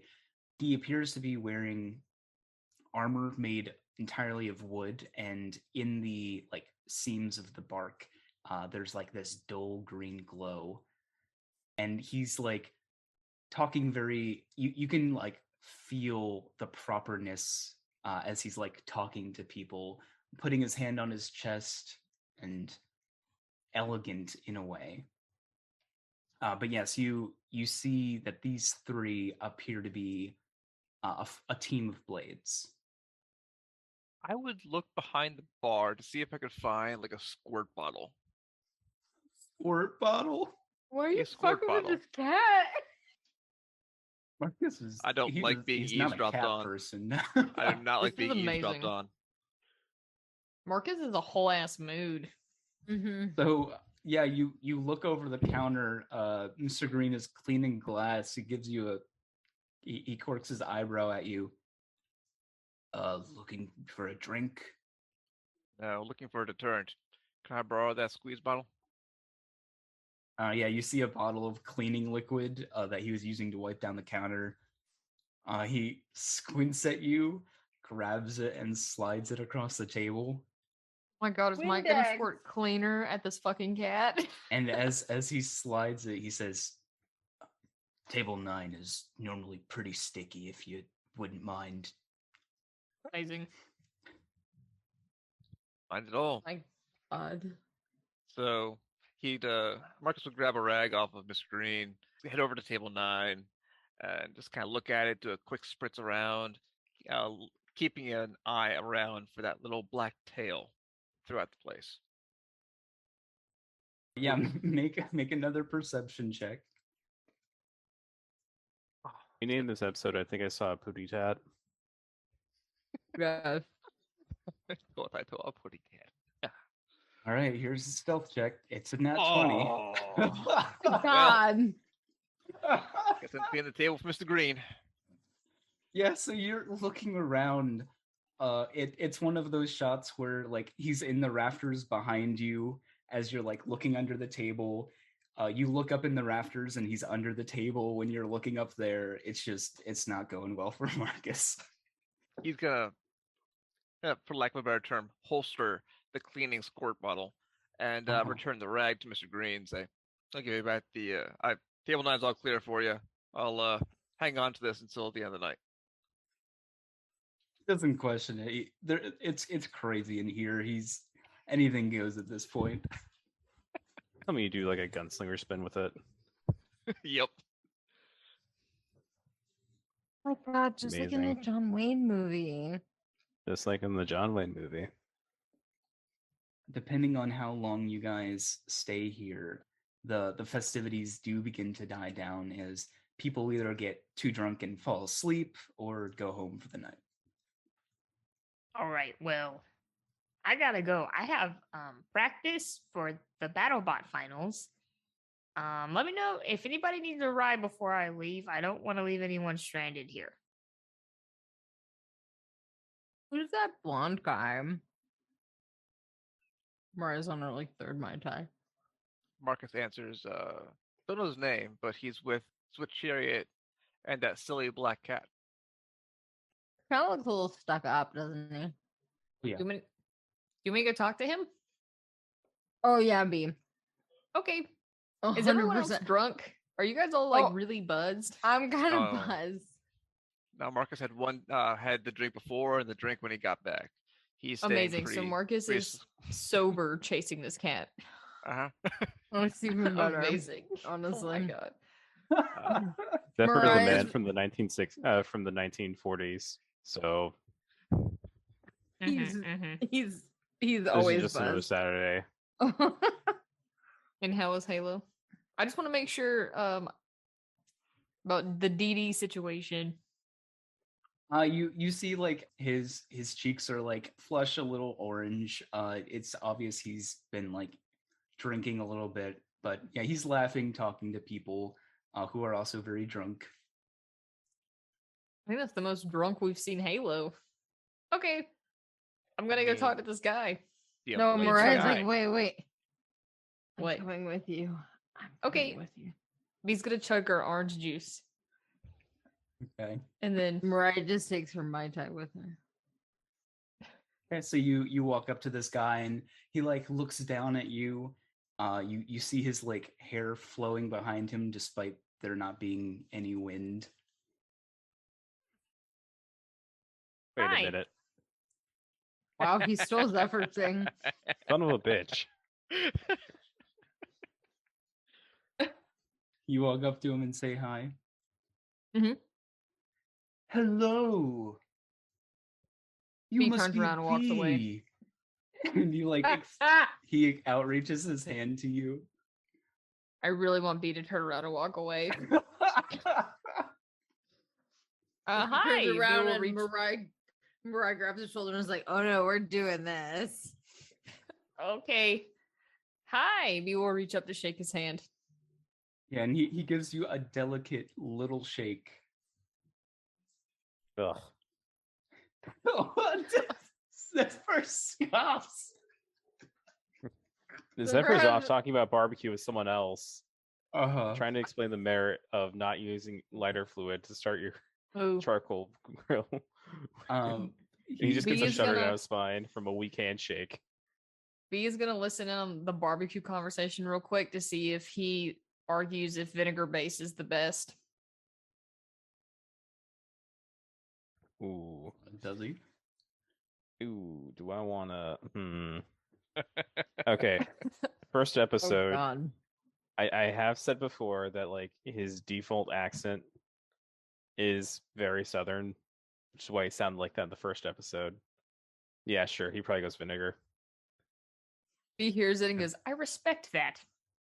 Anyway. What do you But yeah, respect? he gives you a slight shake, and he says, "You must be B. I saw you arm wrestle Chariot. Oh, how exquisite!" He's gonna Bro. try to hide, like she's grimacing like the emoji. Mm-hmm. She's like trying to hide it. She's like, yeah, nice to meet you. I'm B. Mariah. What's your name again? My name is Viridescence. I'm a paladin of the ancients. That's Pleasure to make your acquaintance. that's quite a name, my guy.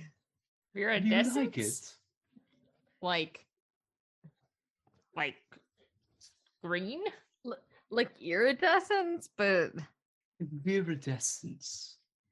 right, okay. Is he green? Are you shimmery green? Yes, he's like shining green right now.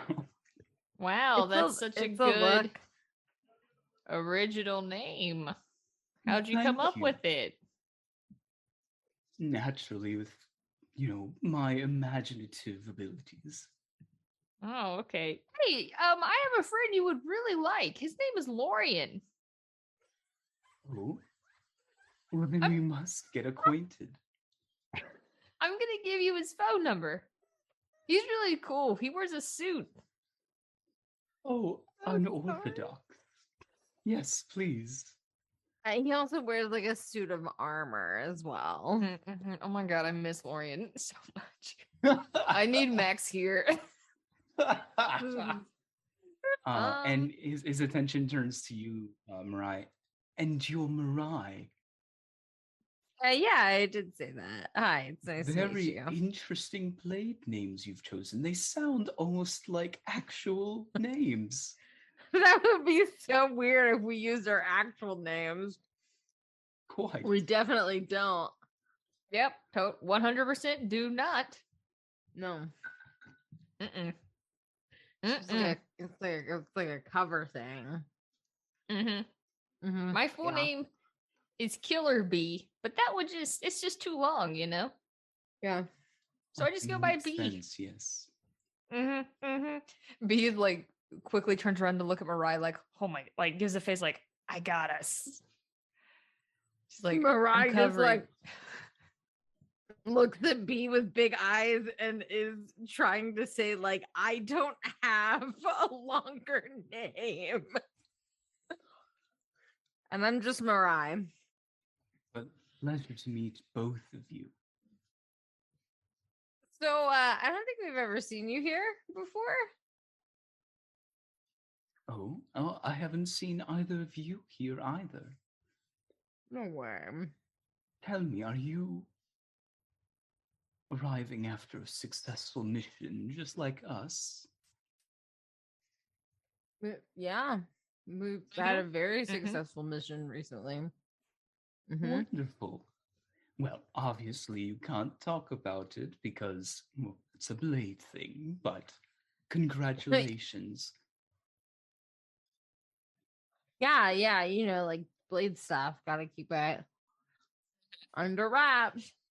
Yeah, totally. Never talk about stuff. Thanks. Congrats to you too. And he'll bow to you obsequiously.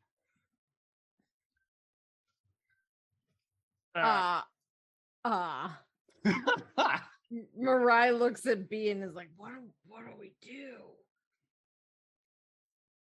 You want to arm wrestle? No, if you want to do that, you'll have to talk to Chariot. V tries to walk away now. Wait, do you have anything to drink or anything, guy? I mean... Oh, no, I do not partake of the substance of alcohol. I do not like to sully my divine body with such things. I bet you're real fun at parties. Okay, well, have a groovy time. And she just like finger guns and goes back over to Zephyr. Okay, we will hear that. This would be me if I ever played a paladin, by the way. Oh my god. We'll never give you that opportunity. Please Never. don't. B I've will never hear wanted to kill anyone Mariah. in my own party before. B will hear Mariah saying you must be real fun at parties, and then be like, "Hey, am I fun at parties? I don't really drink."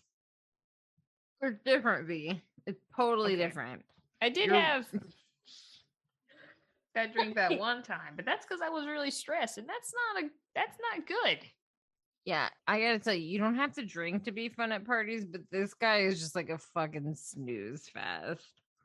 He's like, oh, my name is Sparkly Green Man, and I am a paladin. James just died laughing in the other room, and he has his mic muted so nobody heard it.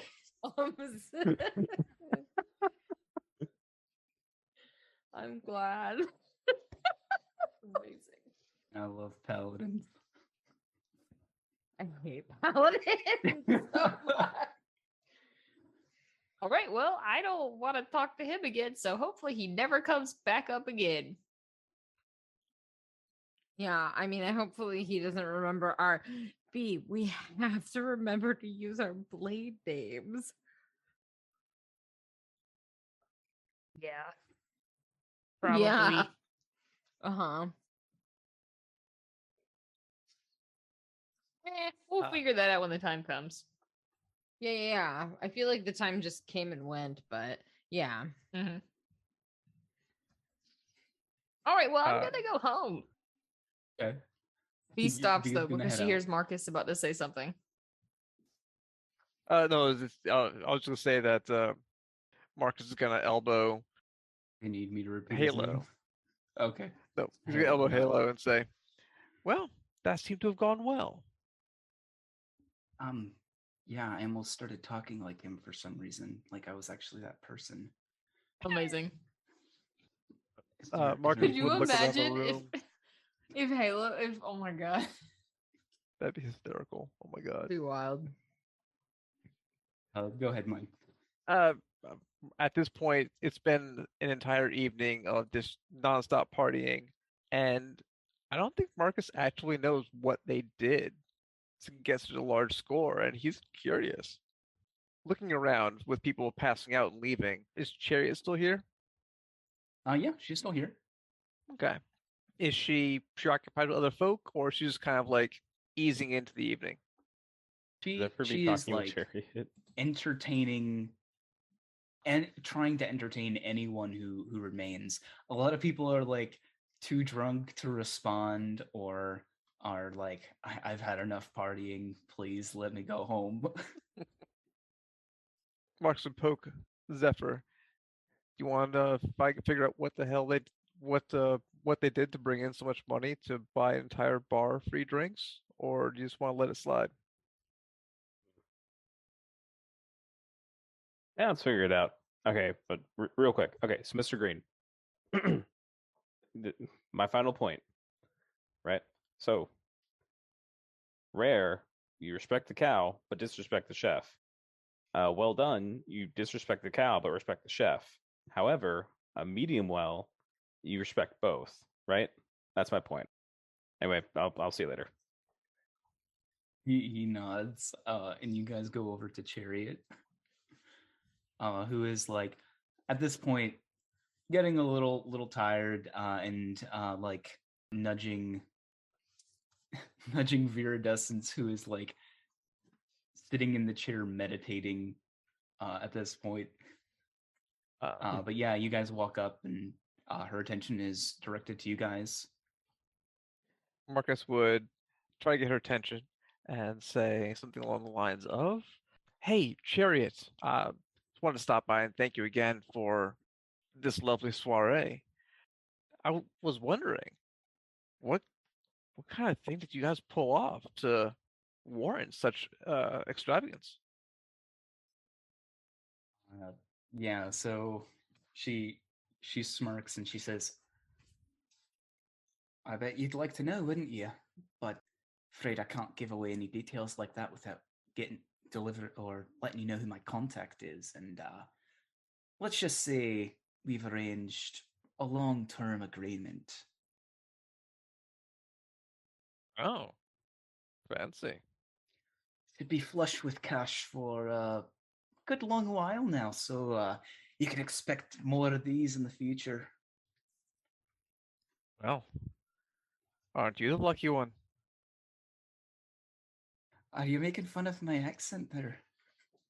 No, after a couple of drinks, I just kind of pick up after him. Sorry. Mean no offense by it. Well, it was a pleasure having you and your comrades here. Yeah, well, in the future, if you ever need a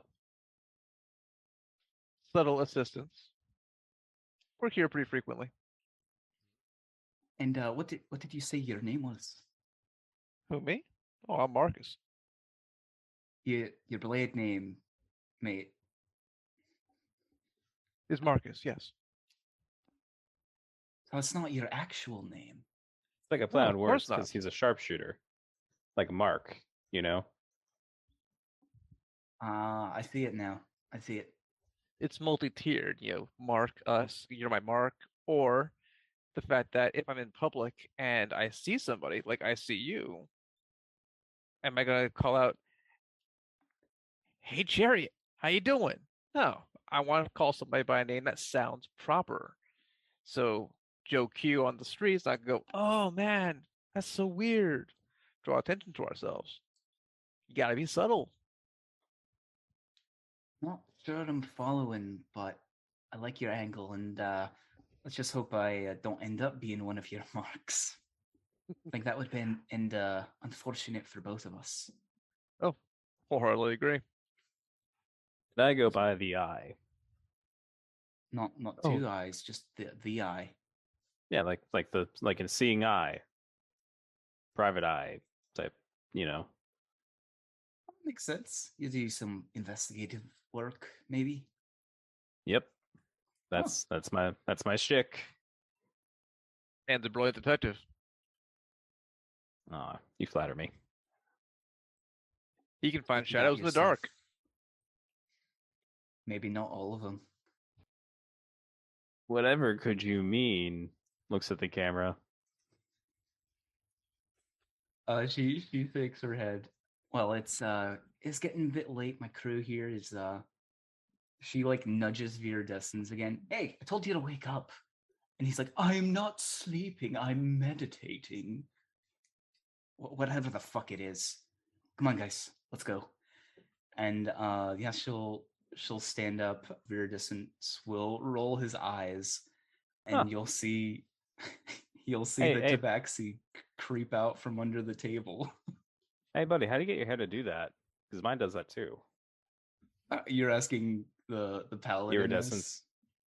Yeah, so his hair is like flowing. He's like, "Whatever do you mean?" Like except for his arrow pickup around him, like this. "Oh, you mean this?" And he'll like flourish his arms. His cape will just billow, and he'll like step up on the chair, one knee high, as he poses. Yes. that. Your wind. Oh man. It's kind of my it's like my I thing. feel like Zephyr's gonna beat this guy up. Yeah. Mariah leans over to B and was like, what's the over under on Zephyr just like decking this dude? I'm definitely staying for this. 5 gold on Zephyr.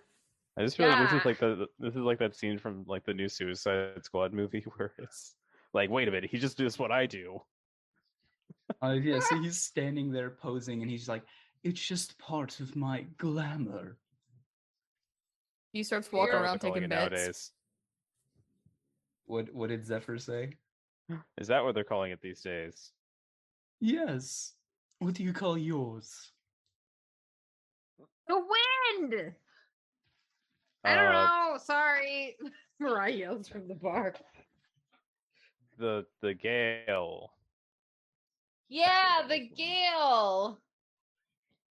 The gale. of destiny. Love the name. But we must be going. And he'll like pat your cheek as he walks past you. Hey, don't touch my husband. Zephyr's just stunned by that. Guys, I hate him too. Just putting that out there. My James, face. I feel like You do, James.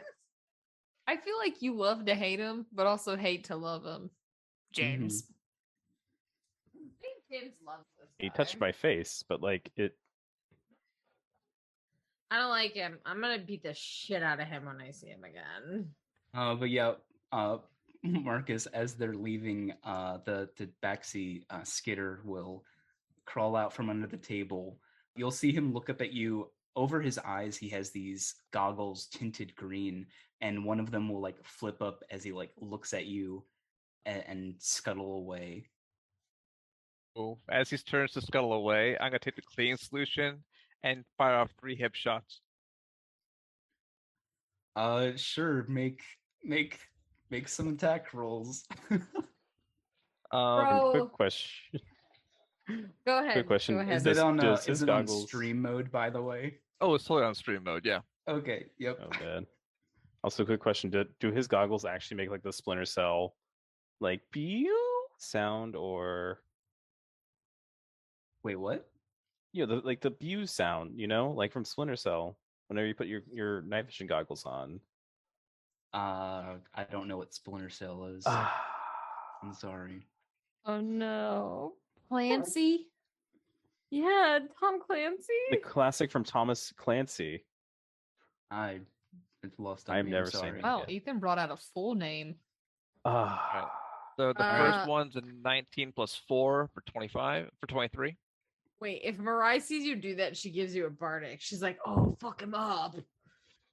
Well, I don't think you could have anticipated Marcus doing this unless he brought it to your attention. He would not have done that.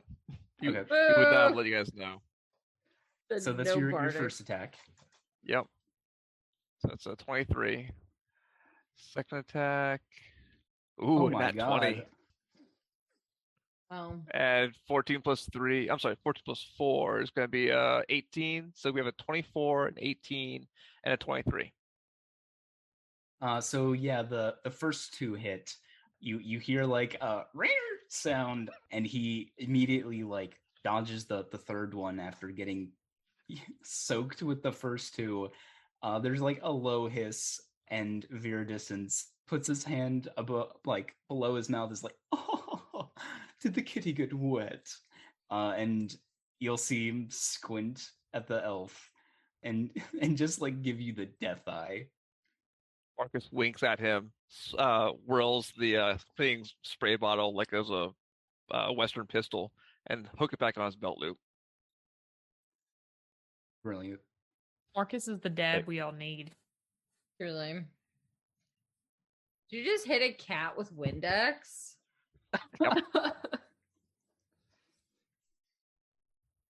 Ryan's blasted. All right, who needs a ride home? Yeah, me and Marcus, we could split. Does Zephyr have a car? Zephyr is a car. That's true. Yeah, Zephyr is a car. Did you just Vroom. carry Mariah here? No, I walked here. I wasn't drunk before. He wasn't pre-gaming. Yeah, no pregame. Oh my god, wait, before we leave, Mariah will like hold up her left hand and be like, look what Zephyr got me. Oh my It's so god, wait, stop, pretty. lower your hand. Okay, she lowers it. Wow, this is really nice. I know. He did such a good job. It's so pretty. Like a particular cut of a diamond, I'm sure. Right, I think you need to go home. That's the princess cut. It's so perfect. Oh my god, I love it so much. Yes, I probably should go home. Do you wanna ride with Marcus? Or do you wanna ride with me? We just need to get you guys settled. She looks over to Zephyr. Who do you want to take us home? I'm sorry, I blanked out there. I'm drunk. Hmm. Who Let's be or see. Marcus? Let's go with Marcus. I can't even look down right now. Oh my god. Okay, Marcus. You have fun with them. Halo, let's go. Bye, B. She doesn't even like crouch down. She like gets all the way down onto her knees and like opens her arms and is like, "Can I have a hug, please?" Okay. B will give you a hug. And then she'd be like, okay, well, be really safe. And here's some water. B pulls out like one of those little water bottles. Thank you. One of the good ones, kid.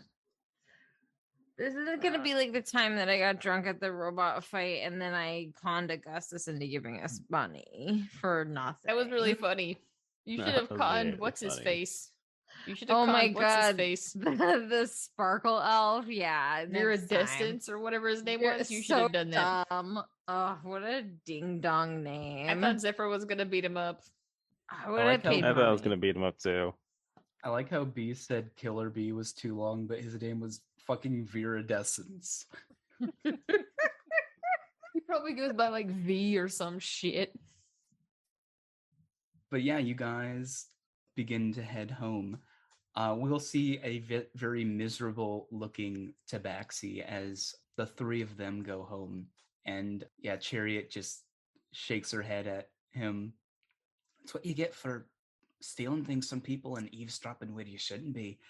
He'll like squint at her, stand up and like cup his hand to his ear, whispering something to her. And we see her eyes go wide. Is that so? Well, things got a bit interesting then. And that's where we'll end today's session. I have a question. What's up? Can everyone roll to see how drunk they are? Yeah. Sure. Want that to be con save or? Yep, con save. 8. 9. Good God. Can I do it with advantage because I was trying not to get drunk? I mean, if you didn't intend to get drunk, then you don't have to make the save. Alrighty then. Make Halo make the save. Halo definitely had a bit to drink. I'm pretty sure he knows his limits. I'll still have him make the save, I guess. Halo's a +7 to his con. Yeah, I know. Yeah, there's really no point in him. He's like, yeah, he gets an 11. He's okay. he's like Legolas in that one scene where Legolas has to drink like a shit ton to even feel like remotely buzzed. Yeah, pretty much. It's starting to affect me.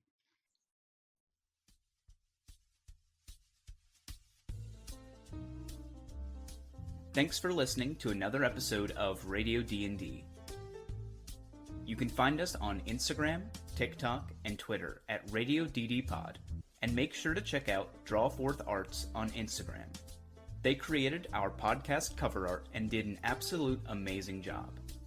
If you liked what you heard, please rate our podcast on Apple Podcasts, Spotify, or wherever you're listening. Hi, I'm Stephanie. You can find me on Twitter or Instagram at Plain Ethereal. That's PLAIN Ethereal. I'm Ethan, and you can find me at my Twitter, at Badger_D, in as in the letter D.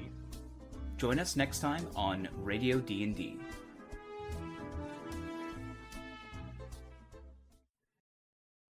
So I don't know if we've ever really talked about this, but what would our character's signature drinks be?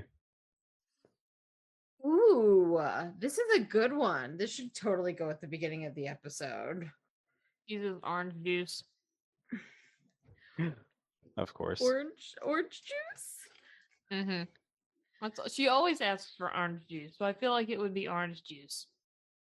I feel like Mirage is probably like a tequila sunrise.